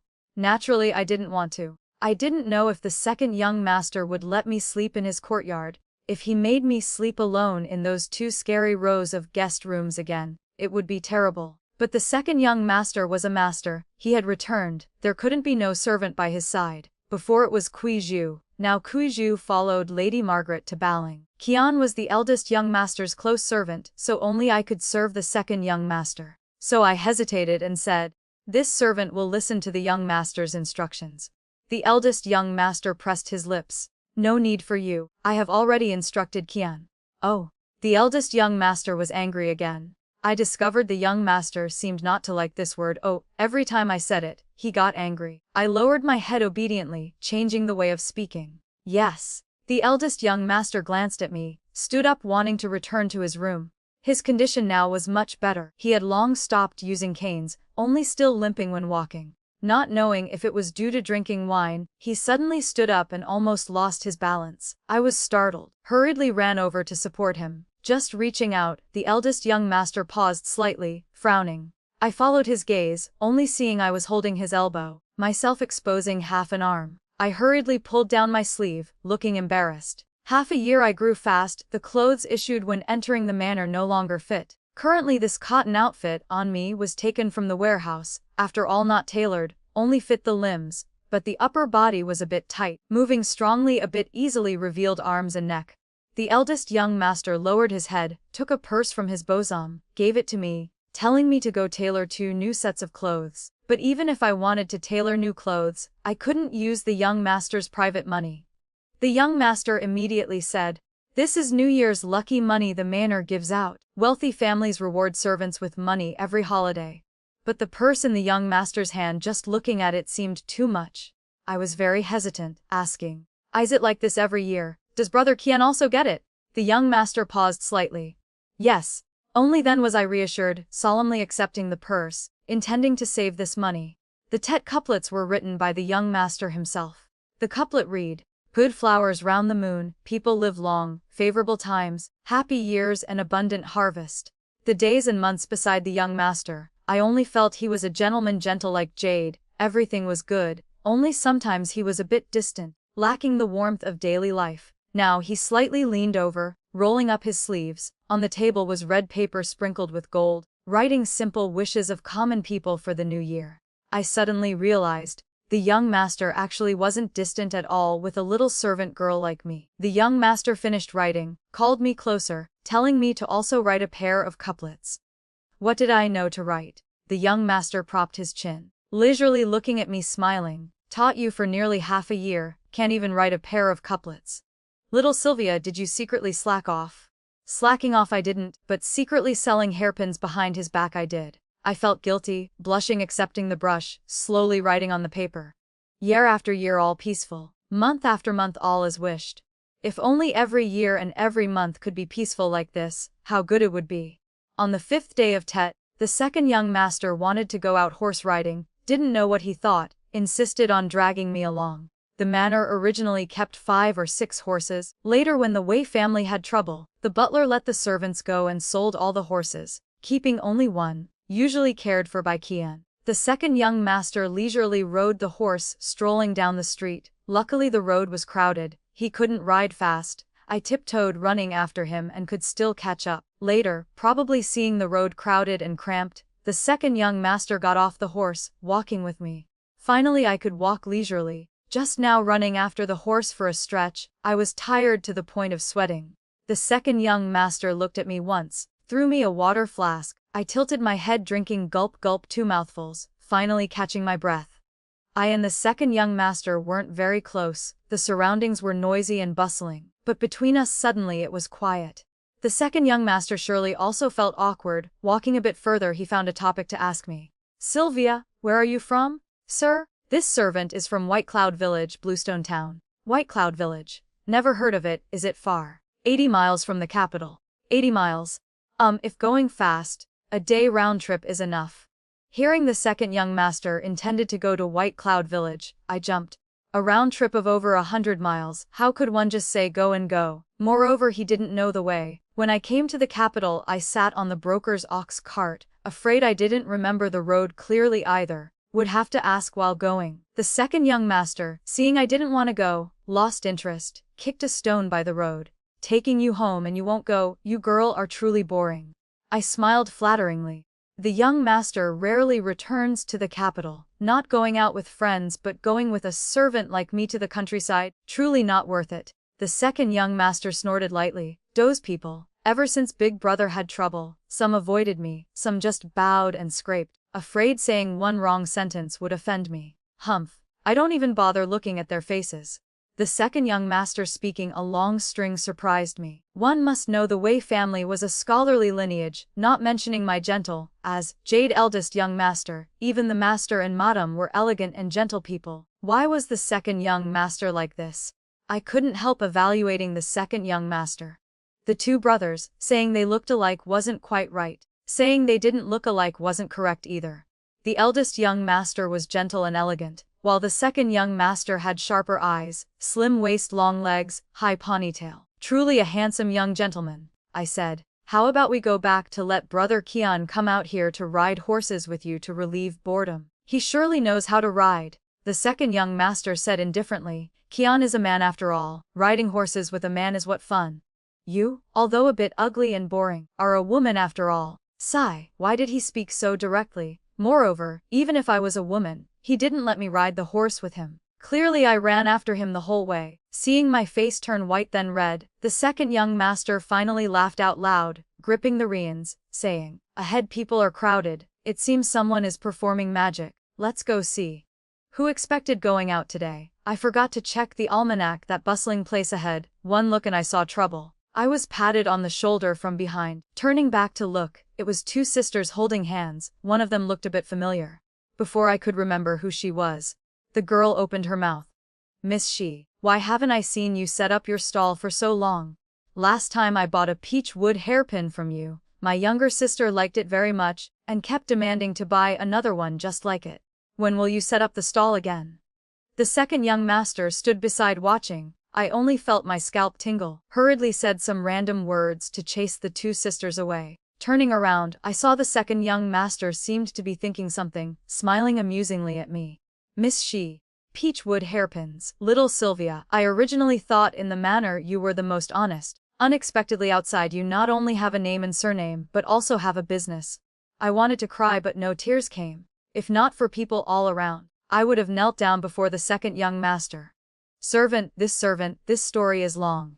The second young master smiled, eyes squinting. You just speak. I have plenty of time. So I had to honestly tell the story from beginning to end. Finally I lowered my head saying, Second young master, this money truly didn't go into my pocket. All used to buy food already, remaining money from selling hairpins, total less than 2 taels of silver. Because there is no need for me to buy food anymore, I still keep it carefully, and haven't spent a copper. The second young master replied, I naturally trust you, but telling me is useless. Currently Big Brother manages household affairs, you must make Big Brother trust you. I hung my head dejectedly. Does this matter finally have to be told to the eldest young master? I was feeling sad when the second young master suddenly changed his tone. Want me not to tell Big Brother? It's fine too. Next time you set up a stall, invite me along. I've grown this big, never been a vendor before. The second young master propped his chin thinking a bit, clapped his hands saying, Choosing a day is not as good as meeting the day. Let's go today always. Ha, I was stunned. The second young master pushed me, still standing there for what? Go back and get your hairpins. Perhaps because today was Tet so people were crowded, or maybe because the second young master was handsome and spoke cleverly. In short, I set up a stall for so long, never had business as good as today. Ladies and madams surrounded my small stall tightly. The second young master was in charge of selling. I was in charge of collecting money, face flushed red with delight. In just one afternoon, all hairpins were sold out, calculating I got 3 taels of silver, plus the money earned before. Total was 5 taels. Passing by a wine shop, the second young master went in once. When coming out, a handful of silver scraps had turned into a cute little silver ingot. He led the horse while tossing the silver ingot in his hand, looking extremely excited. Arriving at the manor gate, these 5 taels of silver returned to my hand. I was restless, not knowing if the second young master would tell this to the eldest young master. Holding back for a long time, unable to endure, finally asked aloud. The second young master stretched as if not hearing, rubbing his arm while walking inside. Oh my, riding a horse all day arms are so tired. Tonight I want to eat sweet and sour spare ribs. I anxiously chased after him, asking in a small voice. Second young master, second young master. The second young master with long legs looked like he wasn't walking fast, but I chased for a long time and still couldn't catch up. Sigh, why was this person like this? After Tet, people from Count Chen's household arrived. I knew the eldest young master, and the legitimate daughter of Count Chen's household, had a marriage contract. If the young master hadn't had trouble, perhaps by now they would have been married. The young master and people from Count Chen's household talked for a very long time in the main hall. When I went in to add tea, I dared not raise my head, only hearing vaguely a few words, such as "Fifth miss, letter sent to Baling," still remembered before Kuiju once told me. The legitimate daughter of Count Chen's household was the 3rd child. I sighed. In the end, Kuiju was right. When Qian saw the people from Count Chen's household out, the second young master blocked them in the corridor. He called out Uncle Chen. That elder stopped, recognizing the caller. A smile appeared on his face. Isn't this Leo? Long time no see, grown so big already, truly handsome and polite. The second young master was not at all enthusiastic like the elder. He stood hidden in the shadow under the eaves, face gloomy, his whole person sharp like a sword that could be unsheathed at any time. Invite uncle to convey words to your master. 30 years east of the river, 30 years west of the river. World affairs are unpredictable. Count Chen's household better not bully our Wei family thinking we have no people. This sentence was not polite at all. When Uncle Chen heard it, his face gradually became unsightly. The atmosphere was awkward when a calm voice suddenly rang out from behind. Leo, don't be rude. Turning back to look, the eldest young master didn't know since when had walked out, hands clasped behind back, standing under the eaves, robe fluttering, emotions hard to guess. The second young master, although cold all over, finally still listened to the eldest young master, annoyed for a moment, then clasped hands, bowing to excuse himself. Dinner that night, everyone carried worries, no one ate with appetite. The second young master was even more missing in action.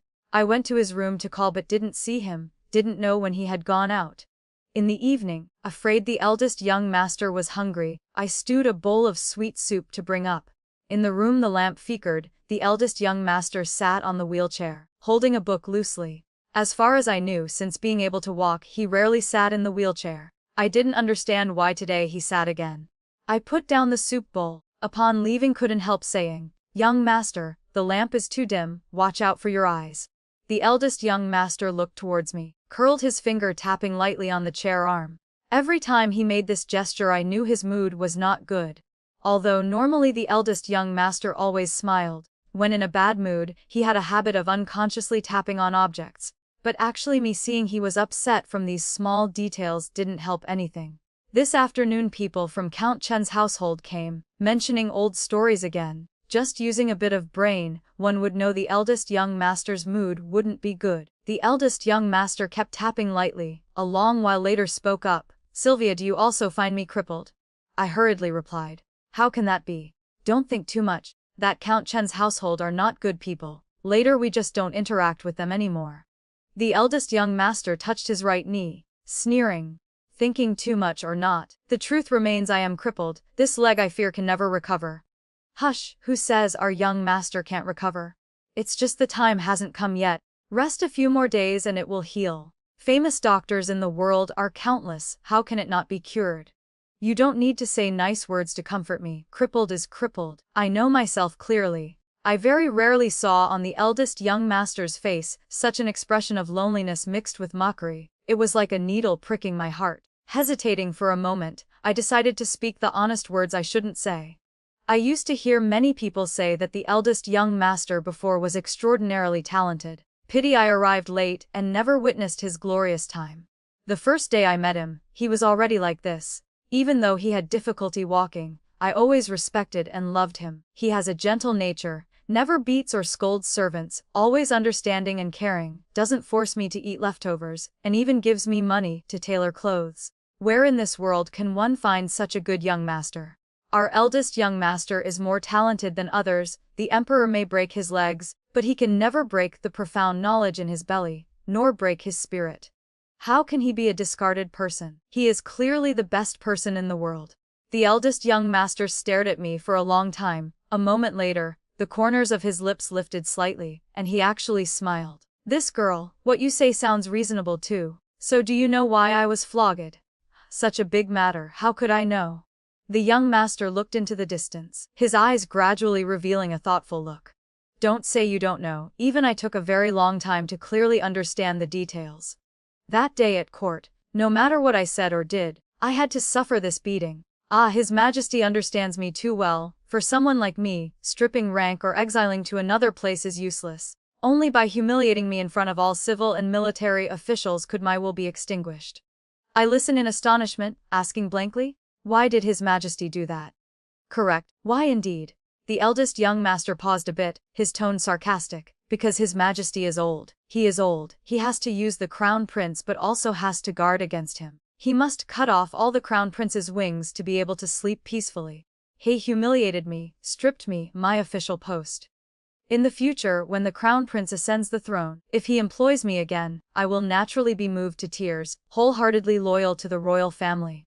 His Majesty played this move truly skillfully. It both weakens the crown prince's power and helps him consolidate his position later. My path before was too smooth, my spirit too high. His Majesty punished me to let me know that thunder and rain are all the king's grace. The methods of an emperor, one arrow hitting 3 targets, that is the art of ruling.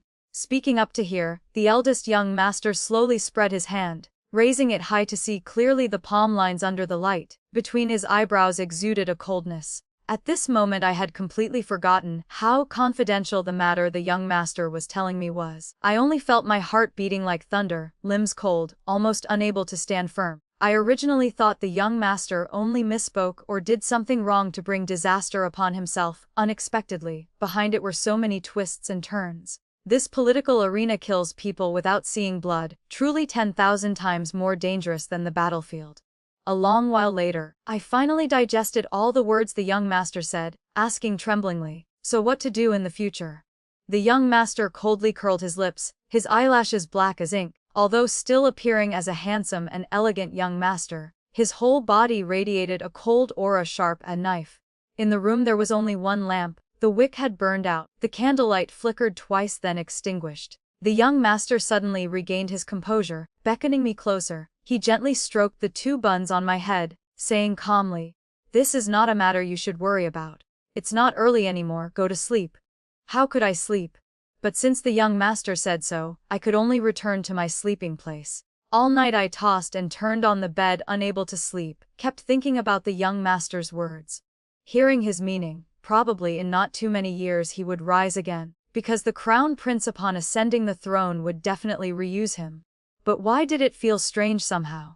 If continuing to follow the path His Majesty arranged, it would be no different from being sold by someone yet still having to cry in gratitude and help them count the money. Thinking of that, the next morning I crawled up with dark circles under my eyes to cook porridge. The eldest young master took Kyan to Count Chen's household to break the engagement. Properly speaking, marriage contracts are decided by parents. By rights, an elder of the Wei family should have come forward. It shouldn't have been the young master's turn to personally go break the engagement. But in this matter, Count Chen's household bullied people first, and the Wei family had no elders in the capital. Whether the etiquette was complete or not, no one could criticize anyone. I saw the eldest young master off, feeling bitter in my heart. Since he was flogged until now, the first time going out the door was to break an engagement, truly frustrating.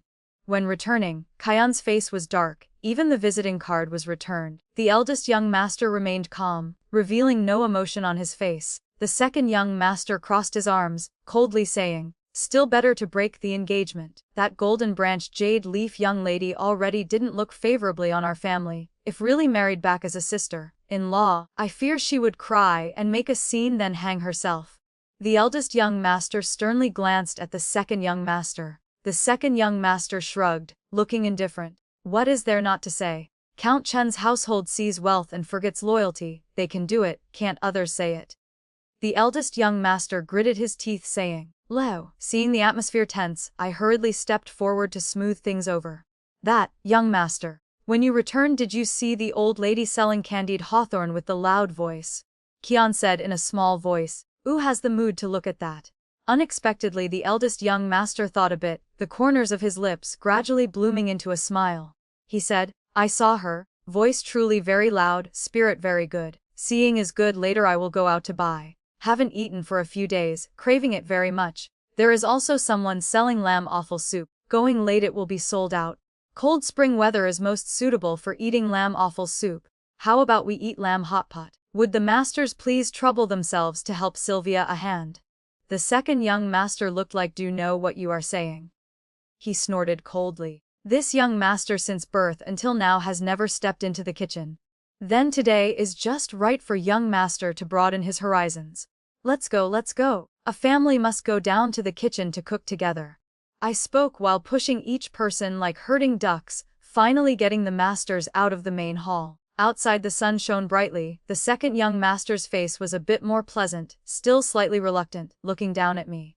"You girl, why so fierce? Even dare to order me?" I raised my chin looking at him. "How is this called ordering? Isn't this helping others as a joy? There is a saying, seeing injustice, lend a hand. I alone cannot finish the lamb hot pot. You masters lending a hand to help me, I am infinitely grateful in my heart." The second young master snorted coldly. Sharp tongue. I was unhappy, turning my head to say to the eldest young master, "Young master, judge for this servant." Sparkling sunlight shone into the eldest young master's eyes. He slightly curled his lips smiling, rubbed my head once, softly scolding, "Making trouble." After breaking engagement, the eldest young master gradually became busy, didn't know what he was busy with, often not at the manor. Even Kian wasn't seen anywhere. Occasionally the times I met the eldest young master, he was still wearing servant's clothes not yet changed. Clearly I had just passed the study with no one there, didn't know in the blink of an eye where the young master appeared from. The eldest young master seeing me wasn't flustered either, only beckoned me closer. Originally thought he had something to instruct, but unexpectedly he only rubbed my head twice then told me to withdraw to rest. The eldest young master was busy, the second young master was also not home. The spring examination was coming, the second young master had returned to the academy early. More than a month passed again, and the second young master returned to prepare for the exam. Hearing that Lady Margaret was also on the way back, only coincidentally encountering heavy rain, the road was cut off, fearing a delay of a few days. It could be seen in the Wei family's current situation, having an additional person become an official was extremely important. However, things didn't go as wished. The examination results were posted. The second young master didn't have his name. That day Qian went to check the list. He was gone for a long time without returning. We immediately guessed the second young master probably failed. The capital was only so big, news always traveled very fast, the neighbor seemed to have someone who passed. Firecrackers exploding pop pop. I never felt the sound of firecrackers so piercing to the ear, hurriedly ran to close all doors then locked the windows tight, only hating not being able to use cotton to stuff all the cracks.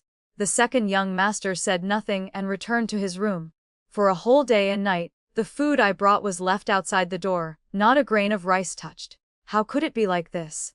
No matter how heartbroken, one cannot not eat. Qian advised the eldest young master to go comfort the second young master. Unexpectedly, the eldest young master only helplessly said, "Probably he doesn't want to see me." Thinking back, it was true. The second young master was 19 this year, but when the eldest young master 19, he had already passed as the top scholar. If it were me, I wouldn't want to see the eldest young master either. The next afternoon, seeing the food delivered left untouched for an hour, I couldn't hold back raising my hand to knock on the door. At first no one answered, then I knocked a few more times. From inside came the sound of things breaking. The second young master annoyedly shouted, "Get lost." Humph, the second young master told me to get lost, so I must get lost. If the second young master scolds me in 2 sentences, I would be fine. But him not eating rice, not drinking water would cause illness. I persisted, knocking on the door like a woodpecker, knocking for a very long time, finally knocking it open. The door just opened. A strong smell of wine wafted into my face. The second young master stood barefoot in front of me, eyes bloodshot, saying nothing, pushed me once. "Told you to get lost, didn't you hear?" Alright, I take back the previous statement that the second young master scolding me 2 sentences would be fine. In reality, the second young master struck truly very hard. He didn't hold back at all, directly pushed me down, food spilling all over the ground. My first reaction was, what a pity this porcelain bowl broke. I knew this would happen should I have brought a wooden bowl, only then gradually felt pain. When I looked up, the second young master had slammed, not even seeing his shadow. Now I saw Kian was indeed a person of great wisdom. These 2 days, although he was also very worried about the second young master, he walked detouring around the courtyard. By evening I went to deliver food again. This time I learned from experience, switched to a wooden bowl, also added a bowl of sweet soup to relieve hangovers, only knocked on the door perfunctorily, once, then lifted my skirt intending to run. Unexpectedly this time the door immediately opened. The second young master stood at the door, face expressionless, lifting his chin towards me. He said, "Come in." "Come in where?" Did he want to close the door to beat me? I didn't want to go in one bit. The wound on my arm hadn't healed yet. The second young master's eyes flickered slightly, Adam's apple moving, finally saying a sentence. "Sorry."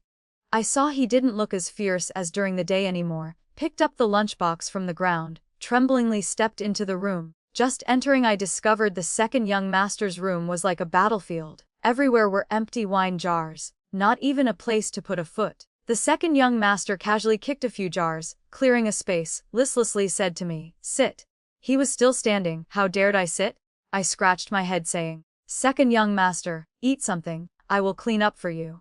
Then I carried a few empty wine jars out, conveniently grabbing a broom to return. The second young master leaned against the door watching me sweep, holding a small wine jar in hand. Still drinking. I looked at him twice, intending to comfort, but words reached my mouth, then afraid he would hit me, thinking again and dared not say. Unexpectedly my eyes met the second young master's eyes. He stopped his movement, went to the table, lifted the bowl of hangover sweet soup, drank it clean in one breath. "Sylvia, do you find me very useless?" "How can that be? The second young master surely just didn't perform well. Next time we'll definitely pass. Examinations are once every 3 years, 3 years then another 3 years. How many 3 years does a life have?" I heard in the examination hall there are even old men of 60 years old. The second young master at a young age already passed as a provincial graduate, is already better than thousands and thousands of people. The second young master said in a low voice. Better than thousands and thousands of people, but can't even reach the hem of Big Brother's robe. Each person has their own look. The second young master naturally doesn't need to compare with the eldest young master. Comparing or not comparing what? I know myself, I am not a person with talent for studying. Passing as a provincial graduate was already very lucky, even studying for another 30 years cannot pass like Big Brother. The second young master said so, carrying a look of mockery on his face, but his expression was very sad. Big Brother is a famous talent, the world only knows William passed as the top scholar, at 19 already #1 under heaven, yet how many know the Wei family also has a second young master named Leo? I stammered for a long time, finally found a sentence. "Second young master, your hairpins sold very well." The second young master burst out laughing. "Sylvia, you really know how to comfort people." Is this praising me, or scolding me? 2 days later, Lady Margaret finally was about to arrive. We received the news early, and immediately prepared it for the morning. I swept Lady Margaret's courtyard again and again 3 times. During that time, the eldest young master called me over to ask what happened to my arm. I incomprehensibly replied, "Nothing happened." The eldest young master raised an eyebrow. "Just a watering can, heavy to the point you can't carry it with one hand." Layers upon layers of gauze were opened. He sprinkled medicine on, wrapping round after round. Being so close, I could even clearly see the small mole under his eyelashes, only saw him in clothes white as snow, like an immortal. Sigh, how could there be a person both handsome and gentle like the eldest young master in this world? I looked until I was dazed. What are you looking at? I propped my chin saying, young master, you are so good, don't know which girl is worthy to be your wife, probably only a fairy is worthy, just don't know where to find a fairy. The eldest young master's eyebrow twitched. You even worry about this idle matter, speak, naturally why did you fall? I giggled saying, left foot tripped right foot. You are talking nonsense, I will punish you for talking nonsense. He tied the knot really tight, painful to the point I retracted my hand. So you still know pain. Next time, be a bit more careful. Lady Margaret returned, and had a big quarrel with the second young master, just because he wanted to join the army. A gentle and mild person like Lady Margaret got angry to the point of smashing a teacup, calling Kian to find a rat and whip, wanting to teach the second young master a lesson. The second young master was also a person of backbone, flinging his sleeves to kneel straight on the tiled floor, looking like he would let Lady Margaret beat and scold. So Lady Margaret beat him while wiping tears. Do you know chaos has risen in the north? Those Huns can eat raw meat and drink fresh blood? What are you going for? The second young master said, since there is chaos, talents are needed. I go to establish merit. The Wei family gave birth to you late, raised you big to let you lack food or clothing. Need you to risk your life to establish merit. What is our family's situation now? Your father was seriously ill once, health much worse than before. Your elder brother hasn't fully recovered. If something happens to you again, I will have no choice but to headbutt a wall and die. The path our family arranged for you. 10 years of hard study by the lamp, you say quit and you quit. Isn't it just not passing the exam? Next time, taking it again is fine. Leo, you are a coward, mother looks down on you. The second young master calmly said, if you fail again then what? If you fail for a lifetime then what? Would I rely on father and big brother to feed me for a lifetime? Mother, since I was small I couldn't calm my mind to read books, from small to big I don't know how many beatings I took. To this point, mother still doesn't understand my heart. Lady Margaret's hand stopped, then hit harder, hitting until on the second young master's back there wasn't a piece of intact flesh. Finally the eldest young master stopped Lady Margaret. The eldest young master stood in front of the second young master, bowing his head asking. The second thought carefully. The second young master said, I have decided. All right. The eldest young master turned around bowing respectfully to Lady Margaret. Let him decide for himself. Lady Margaret sobbed. Not allowed to go. Say what you will, I won't allow you to go, if so might as well beat me too. Saying that, the eldest young master lifted his robe to kneel beside the second young master. My heart tightened. How could the eldest young master bear this? You all, very good, very good. Both you brothers came here to anger me. Lady Margaret looked left and right, finally threw the whip on the ground, crying until out of breath. The second young master recovered from injuries for more than 10 days. Lady Margaret also cried continuously for exactly that many days. In the manor the atmosphere was gloomy. I also felt sad. Once I secretly leaned against the old pagoda tree blowing a leaf whistle. The eldest young master passed by, stopping to listen for a long time. The second young master finally still left. He left a letter and departed without saying goodbye. But he didn't know that the day before he left, Lady Margaret had gone to the kitchen, making him lots of cakes, then secretly putting them in his luggage bundle. After all, it was the child she raised with her own hands. How could she not know he planned to leave? This time returning with Lady Margaret were Butler Wu and a maid named Theene. As for Kwiju, only now did I know that the year when the incident happened, he chose to stay fundamentally not because the Wei family had mercy on him. The person he truly was grateful to was Sister Pearl. Kwiju stayed because he liked Sister Pearl. They went to Baling together. On the way Kwiju took utmost care of Sister Pearl, finally becoming husband and wife. The master and Lady Margaret appreciated their loyalty, removed their slave status, and even organized a wedding banquet. Currently Sister Pearl was pregnant, about to give birth. The second young master went to the north to join the army. Since he left, Lady Margaret began worshipping Buddha, chanting sutras daily for his safety. Lady Margaret stayed in the capital for a while, then discussed with the eldest young master, wanting to sell the house in the capital to return to Baling together. After all the master was there, the family finally had to reunite. Didn't know what the eldest young master and Lady Margaret said. Finally, the eldest young master didn't go. The house wasn't sold either. Lady Margaret returned to Balling again. I truly admired her, supposed to be the age to enjoy old age, yet kept having to run everywhere, enduring so much fatigue on the road. Before Lady Margaret left, I sewed 2 pairs of light cloth shoes for her. Summer was coming soon. When she arrived in Balling, it would be just right to wear. Lady Margaret held my hand saying, "Sylvia, good girl, I accept this heart of yours. Now you are also considered William's person. After I leave, I still have trouble taking care of him." Person. I blushed, hurriedly waving my hand. I am not. I was just afraid of the dark so. Lady Margaret smiled kindly. All right, no need to explain. I understand it all. Balling has a large lake, pink lotuses like clouds, scenery much more beautiful than the capital. If you don't want to stay in the capital, just come to Balling to find us. Lady Margaret and the second young master having just left, the Way family became empty again. Sweeping, cooking, pruning flowers, following the eldest young master to learn chess, learn literature, even learn calculation. A year just passed like that. Waiting until I learned characters, the eldest young master called me to study, again taking the book from last time for me to see. This time I saw clearly this was an account book. Inside recorded how much land, banknotes the Way family had, how many bestowed items, even a few shops. The eldest young master asked me how about it. I was bewildered. Young master, why show this servant the account book? Is this something a servant girl like me should see? The eldest young master raised an eyebrow. Still afford to feed you, right?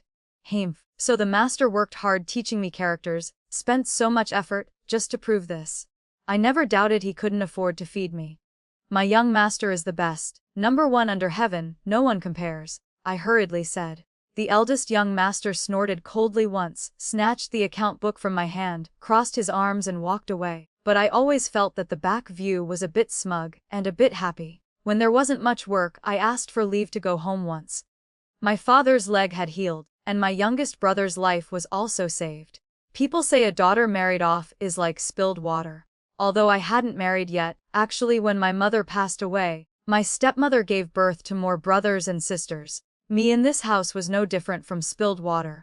Every 3 months I sent silver home. My family had fenced a large piece of land, fenced it with bamboo, raising free-range chickens. Father and stepmother talked to me, implied inside and out that the 2 younger brothers later marrying wives needed betrothal gifts, and the younger sister also needed to accumulate dowry. My master looked good, didn't mistreat me, and told me to serve well. Stepmother said again, I was a servant girl, didn't understand matters, surely didn't know how to manage money. Better send all monthly money home, she would keep it for me. If later the master showed grace letting me return, she would return the money to me. Holding that money, wanting to marry, learn a trade, open a shop would all have more confidence. Father heard and agreed very much. You see, they calculated everything for me. But I was away from home for more than a year returning, didn't even get to drink a bowl of chicken soup. Brother Q Sheng still hadn't taken a wife. I looked from afar. He met my eyes then hurriedly turned away. White Cloud Village wasn't very good. The capital wasn't peaceful either. In court several big cases happened consecutively. The Imperial Guard arrested people all over the capital, houses confiscated, families exiled, and heard vaguely it was related to the Crown Prince. But such matters, how could people like us know the truth inside? All were just street rumors. When winter came, after asking the eldest young master, I sewed a few sets of cotton clothes, sent them to the border, and also sewed some silver into the lining. The second young master had military pay, didn't know if it was enough to spend, the border was cold. Having a bit more silver on him surely wouldn't be wrong.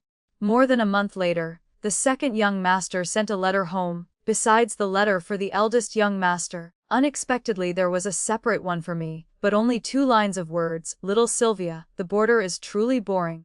In comparison you are still more interesting. I asked the eldest young master. Does the second young master encounter danger there? Swords are heartless. If something really happens, what to do? The eldest young master looked at drifting clouds in the sky silent for a long time, turning the prayer beads in hand round after round. Finally he said to me, people of the Wei family cannot die, fallen down will stand up again. Spring came. The eldest young master didn't know why said he wanted to go down to Jiangnan for a trip. I asked him to take me along, but he said this time wouldn't do, he had important business. I asked him when he would return.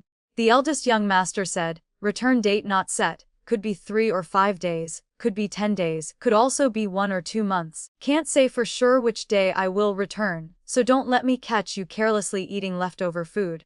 Going down to Jiangnan, how could he return in 3 or 5 days? But the eldest young master said so. The eldest young master asked again, dare to sleep alone? I nodded, dare, after all this servant is 1 year older. The eldest young master smiled, very good.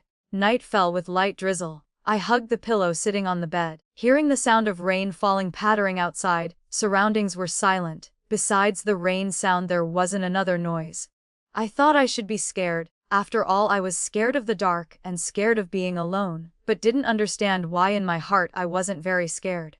This was the eldest young master's courtyard. Like he said, perhaps tomorrow he would return. By then I wouldn't be alone anymore. I hooked my finger, dipping a bit of water on the window frame, slowly writing on the bed frame. The eldest young master had taught me many characters. There were 2 characters I still hadn't written together. The characters written with water soon dried, disappearing without a trace, clearly an empty space, but I stared blankly for a long time. Those 2 characters were William. Perhaps my heart was sincere, so my wish was answered. When the sky brightened, I was hanging clothes in the courtyard when I heard the sound of a horse carriage outside. The eldest young master had truly returned. He didn't bring any luggage, only holding a young sapling in his hand. The sapling was half a person tall. The eldest young master had difficulty walking, so I hurriedly ran to help. I asked the eldest young master why he returned so suddenly, not even bringing Kian along. The eldest young master stopped, habitually wanting to rub my head, but his hand paused mid-air, switching to brushing off the dirt clinging to him. He smiled at me. Sylvia, you have reached marriageable age. Only then did I remember. Today was my birthday. Digging the hole, filling the soil, watering. This sapling was finally planted outside the eldest young master's study, where it could be seen just by opening the window. It was a pomegranate tree. By evening, I finished washing dishes and returned to my room, seeing a brocade box on the table. Opening it, there was a hairpin and a pair of earrings made of red gems carved in the shape of pomegranates. No matter how good a master was, no one gave coming-of-age gifts to a servant girl. I could not accept this. I hugged the brocade box and knocked on the eldest young master's door. The eldest young master opened the door. He was wearing a teal cloak, his face slightly pale. I was surprised and asked, "Young master, are you cold? Let me warm you up." The eldest young master slowly nodded. Subconsciously I wanted to reach out, but the eldest young master quickly stopped me with his agile hands and eyes. My wrist was gripped tight by the eldest young master. A long while later I regained my senses. I had reached marriageable age. How could I still warm him up like before? My face instantly turned red. I hurriedly pulled my hand back from the eldest young master's hand, stammering, I suddenly remembered I still have work. I will go light the charcoal stove for you. I ran away, running for my life, hair messy. The earrings and hairpin, I didn't even have a chance to return. For the next few days meeting the eldest young master, I avoided his gaze. Since returning from Jiangnan, the eldest young master was clearly much busier. He either saw no one or holed up in the study all day. I saw him write many things and paint many pictures, but finally burned them all. The eldest young master had a photographic memory. These things, even if burned, wouldn't affect him. I always felt beneath this calm appearance, a storm seemed about to hit. Once, the Wei family manor door was banged on thunderously. I hurriedly ran to open the door and saw a young nobleman dressed in silk and satin. Behind him were 3 or 4 soldiers following. They didn't even look at me, just aggressively barged in. Although I didn't know what the eldest young master was doing, it was surely a major matter needing secrecy, so I had to try my best to help him hide it. Moreover, I rushed out to open the door, not knowing if the eldest young master was in the manor at this moment. Maybe he had gone out by the secret passage.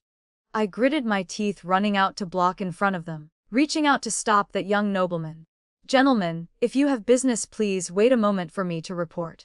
"Hey gentlemen, my master is recovering from illness. Why do you arbitrarily barge in like this?" "This young master." In my urgency, I grabbed the lapel of that nobleman. A soldier turned around, viciously kicked me in the chest once, then shouted, "Talkative brat, still dare to say much, I'll cut your tongue." This kick of his was much stronger than the second young master's push back then. I fell to the ground, only feeling my throat taste sweet and metallic, unable to crawl up for half the day. Is there no royal law in this world anymore? If you have the ability, come and cut it. "Humph, wretched girl, you think I don't dare." The soldier holding a horizontal sword stepped forward, raising his leg high to viciously kick me again, until I was dizzy. Fortunately, in my daze, I saw the eldest young master in white clothes stepping out from the study. It was good, the eldest young master was here. In an instant I felt peace return to my heart. Before fainting, I heard the eldest young master coldly say, "Lord Feng, you arbitrarily led soldiers into another's manor, and condemned your subordinates to injure my maid. What exactly is the meaning of this?" When I woke up, I found myself lying on the eldest young master's back, looking around. It turned out he was carrying me back to my room. As soon as I stirred, the eldest young master immediately realized I was awake, saying gently, "It's fine now, the doctor will come soon, Qian has gone out to invite him." My chest hurt, I coughed 2 times before feeling a bit better. "Young master, put me down, I can walk myself." "No need, just a few more steps." Ahead I could already vaguely see the curtain of my room, indeed only a few steps left. But the eldest young master was still limping. How could I let the master carry me like this? Thinking so, I struggled wanting to get down. The eldest young master patted my leg once. "Be good." That spot was near the thigh. Clearly he only patted lightly, but I felt burning hot like being scorched by fire, an indescribable numbness spreading through my body. I dared not move anymore, obediently letting him carry me back to the room. Later I heard Qian recount, that day was truly extremely dangerous. He and the eldest young master went out for business, almost didn't make it back in time. If not for me trying my best to block them, I fear a big incident would happen. The high capital, wind and clouds changing, became increasingly chaotic.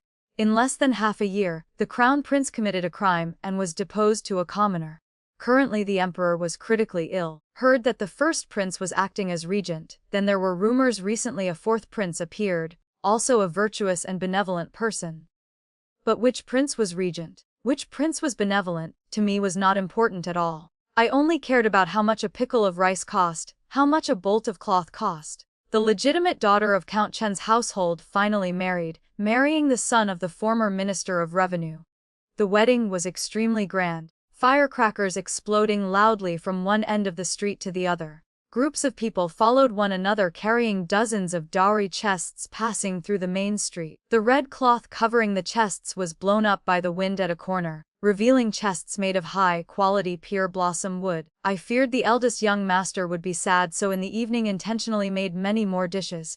Sitting at the table, Qian exclaimed, surprisingly saying, "Eyes today Tet. Why is there chicken, fish, and even lotus cakes?" The eldest young master looked at me, eyes containing a smile, slightly nodding once. Just that one look, I knew he understood my meaning. Not knowing why, my face flushed hot again. I blushed, saying to Qian, "What do you mean? Normally do I mistreat you, ever let you go hungry?" At the end of the year, finally there was good news. Lord Arthur was transferred back to the capital. Although the official rank was one level lower than before, without real power, and not much profit, what in this world is happier than reuniting with family? Lord Arthur and Lady Margaret returned, the manor bustled with life. Returning to the capital this time, they brought back many things, mainly Baling specialties, among which the most precious was a jar of live silver fish, said to have required constant water changes throughout the journey. After everyone settled down, Lady Margaret began looking for a girl for the eldest young master. This year the eldest young master was 24, no longer young. The young ladies who once had intentions towards him were now all married. Heard that Lady Margaret, before returning to the capital, had asked people to probe the situation in the high capital. In her heart she had aimed for a few people, but the eldest young master was not satisfied with anyone. Lady Margaret had to choose again. As for me, these days in the manor I always felt unnatural. The maids and page boys brought back by Lord Arthur and Lady Margaret all lived in the 2 rows of front rooms. Everyone was a servant, only I lived separately in the eldest young master's courtyard. Qian was different. He was the eldest young master's close servant, enjoying special treatment. Even Butler Wu looked at me with unusual eyes, only assigning me light tasks.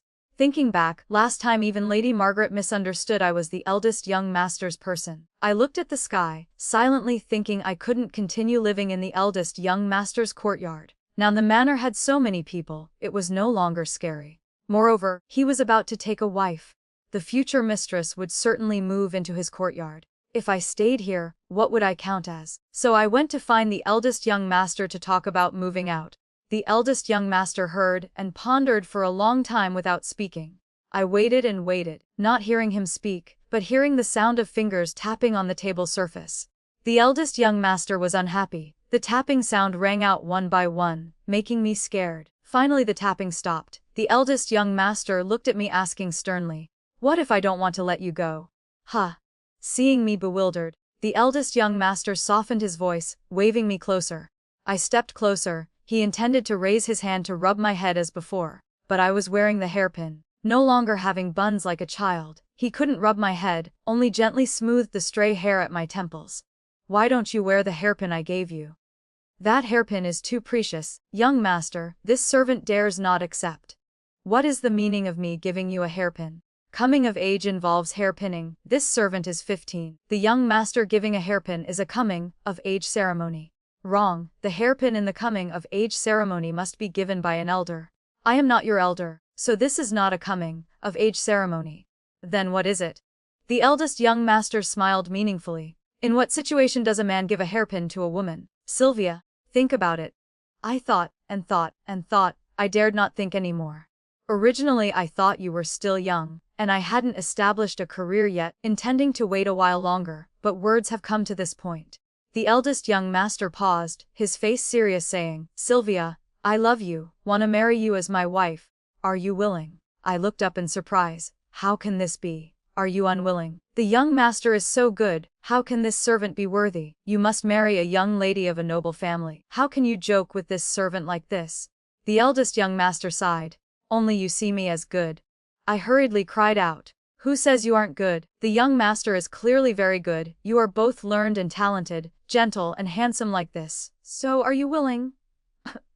I stammered, daring not to answer. The eldest young master was so good, too good. I truly liked him, but only dared stop there. I was after all just a fire-stoking cooking maid. How could he marry me? He should marry a fairy, living a happy and fulfilling life. The eldest young master slowly said, "I am no longer an official. The official path is ruined. And I am a cripple. Me wanting to marry you actually is delaying you."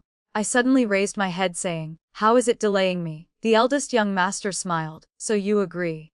I gritted my teeth saying, "Young master, you are so good. Saying I don't like you is deceiving myself. But I am just a maid. The high capital has so many good girls. You should find a good person. At least someone of equal social status with you."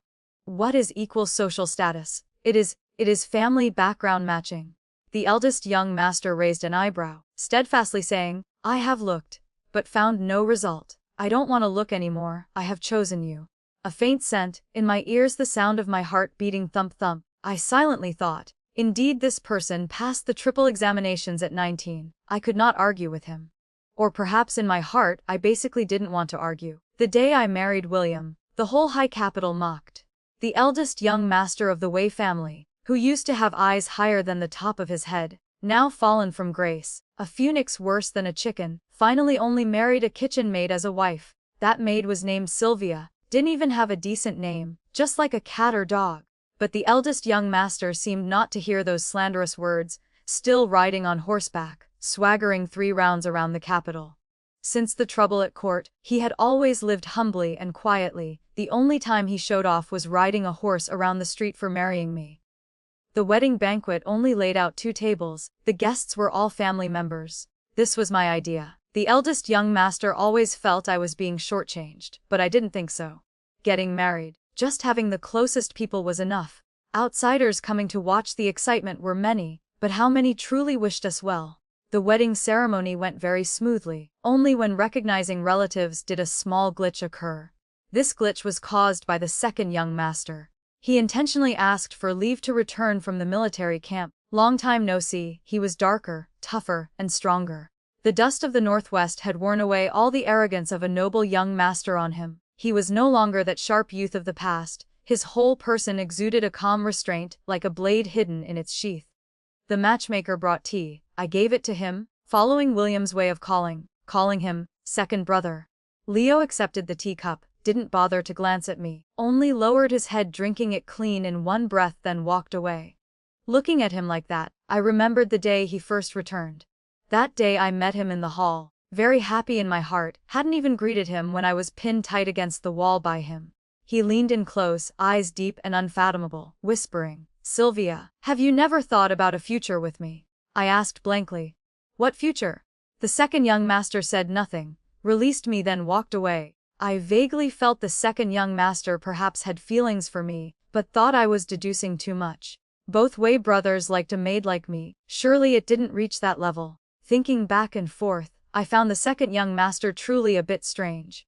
Until seeing the congratulatory gift from the second young master was 5 taels of silver, I felt my guess was perhaps a bit right, but this kind of thing, true or not, if he didn't say how dared I ask him?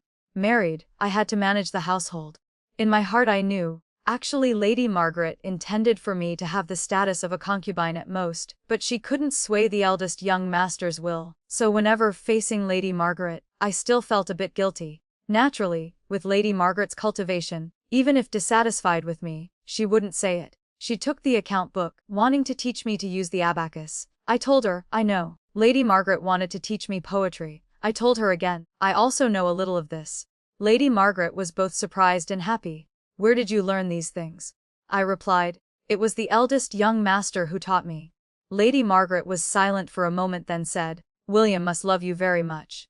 Only then did I startle to realize, it turned out he had prepared for me a long time ago. Time flew like a shuttle, passing through fingers in a blink. The first prince didn't know what crime he committed to be under house arrest. The court faced another storm. Finally the fourth prince stepped onto the position of the Eastern Palace. His Majesty completely stopped attending court. Everywhere knew the fourth prince was the future new emperor. The fourth prince ascended as crown prince. William suddenly became idle, enjoying flowers and brewing tea daily, truly nothing happier. The Northwest War subsided. Leo established military merit, returning to the capital to receive rewards. Those families who were previously distant from the Way family suddenly became close again, coming to visit Leo so much they almost broke down the door. Everyone called him nephew, calling him virtuous brother, very affectionately, but the second young master didn't pay much attention to those people. He now didn't like to smile, nor like to talk, even more didn't like to pay attention to me, only staying at the manor a few days, then leaving again. The day he left, William personally took him to the relay station. I didn't know what the two said to each other. I only knew when he returned, he stood by the window playing the flute all night. I asked him, did I do something wrong? William only gently rubbed my head. There was also a person who came to find William. That was an unexpected person. The legitimate daughter of Count Chen's household, the one who was once discussed for marriage with him, named Wendy Chen. She came to find William, and heard it was because of her husband's matter. The minister's household had been implicated in this purge. Males from 14 years old up were all exiled. Wendy Chen knelt before the manor gate causing passers-by to whisper. I felt annoyed so had to invite her in. Just entering she wailed miserably, kneeling down at William's feet grasping his robe hem, saying she was willing to be a slave or servant, only begging him to spare her husband. William calmly said, Lady Wang fears she has begged the wrong person. William is just a cripple, how can I have such ability? Wendy Chen cried saying, those petty officials don't know, but how can our Count Chen's household not know? Behind the crown prince is the great lord strategizing. Currently the great lord is the head, under one person above 10,000 people. That year breaking the engagement, 1,000 wrongs 10,000 wrongs were all Wendy Chen's fault alone. Beg the great lord 1,000 times 10,000 times don't take anger out on my husband. I jumped, so all this time he was busy because of this matter. But no matter what Wendy Chen said, William didn't admit it, his heart like stone, only consistently using the excuse he was a cripple. In name, he indeed had no official position. Speaking until the end, Wendy Chen could only leave helplessly. As soon as Wendy Chen left, William immediately came to my side. Sylvia, just now she spoke all nonsense, don't believe a word. I replied understandingly. I naturally don't believe her, but can her husband really not be saved? William said, I did not hold a grudge and vent anger on her husband. The Ministry of Revenue had a deficit scandal. The minister embezzled even the Northwest military pay. I also cannot protect this matter. I nodded. I understand. This is called reaping the wind and sowing the storm, seeing him build a high house, seeing his guests feast, seeing his building collapse. William smiled slightly. You trust me that much? Aren't you afraid it was my intentional revenge? I smiled along. My eldest young master is a good person, not that kind of person. Still calling the eldest young master. I husband. William hugged me into his arms, warm lips covering mine. Finally, his breathing became ragged.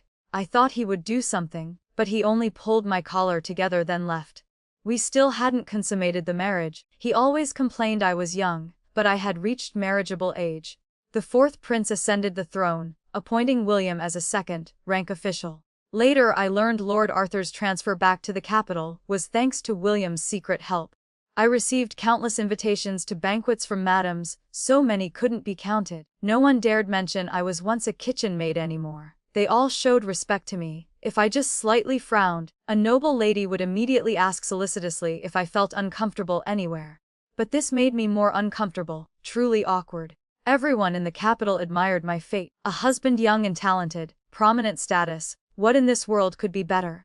Honestly speaking, I didn't like attending these banquets of noble madams. Everyone was a sheltered young lady. Conversation was all about Western region glass cups, Suzhou embroidery, new verses of current great talents, and above all talking about William. They talked about what kind of woman he liked. They probed me about his preferences. Perhaps I was a jealous woman, because I felt increasingly upset.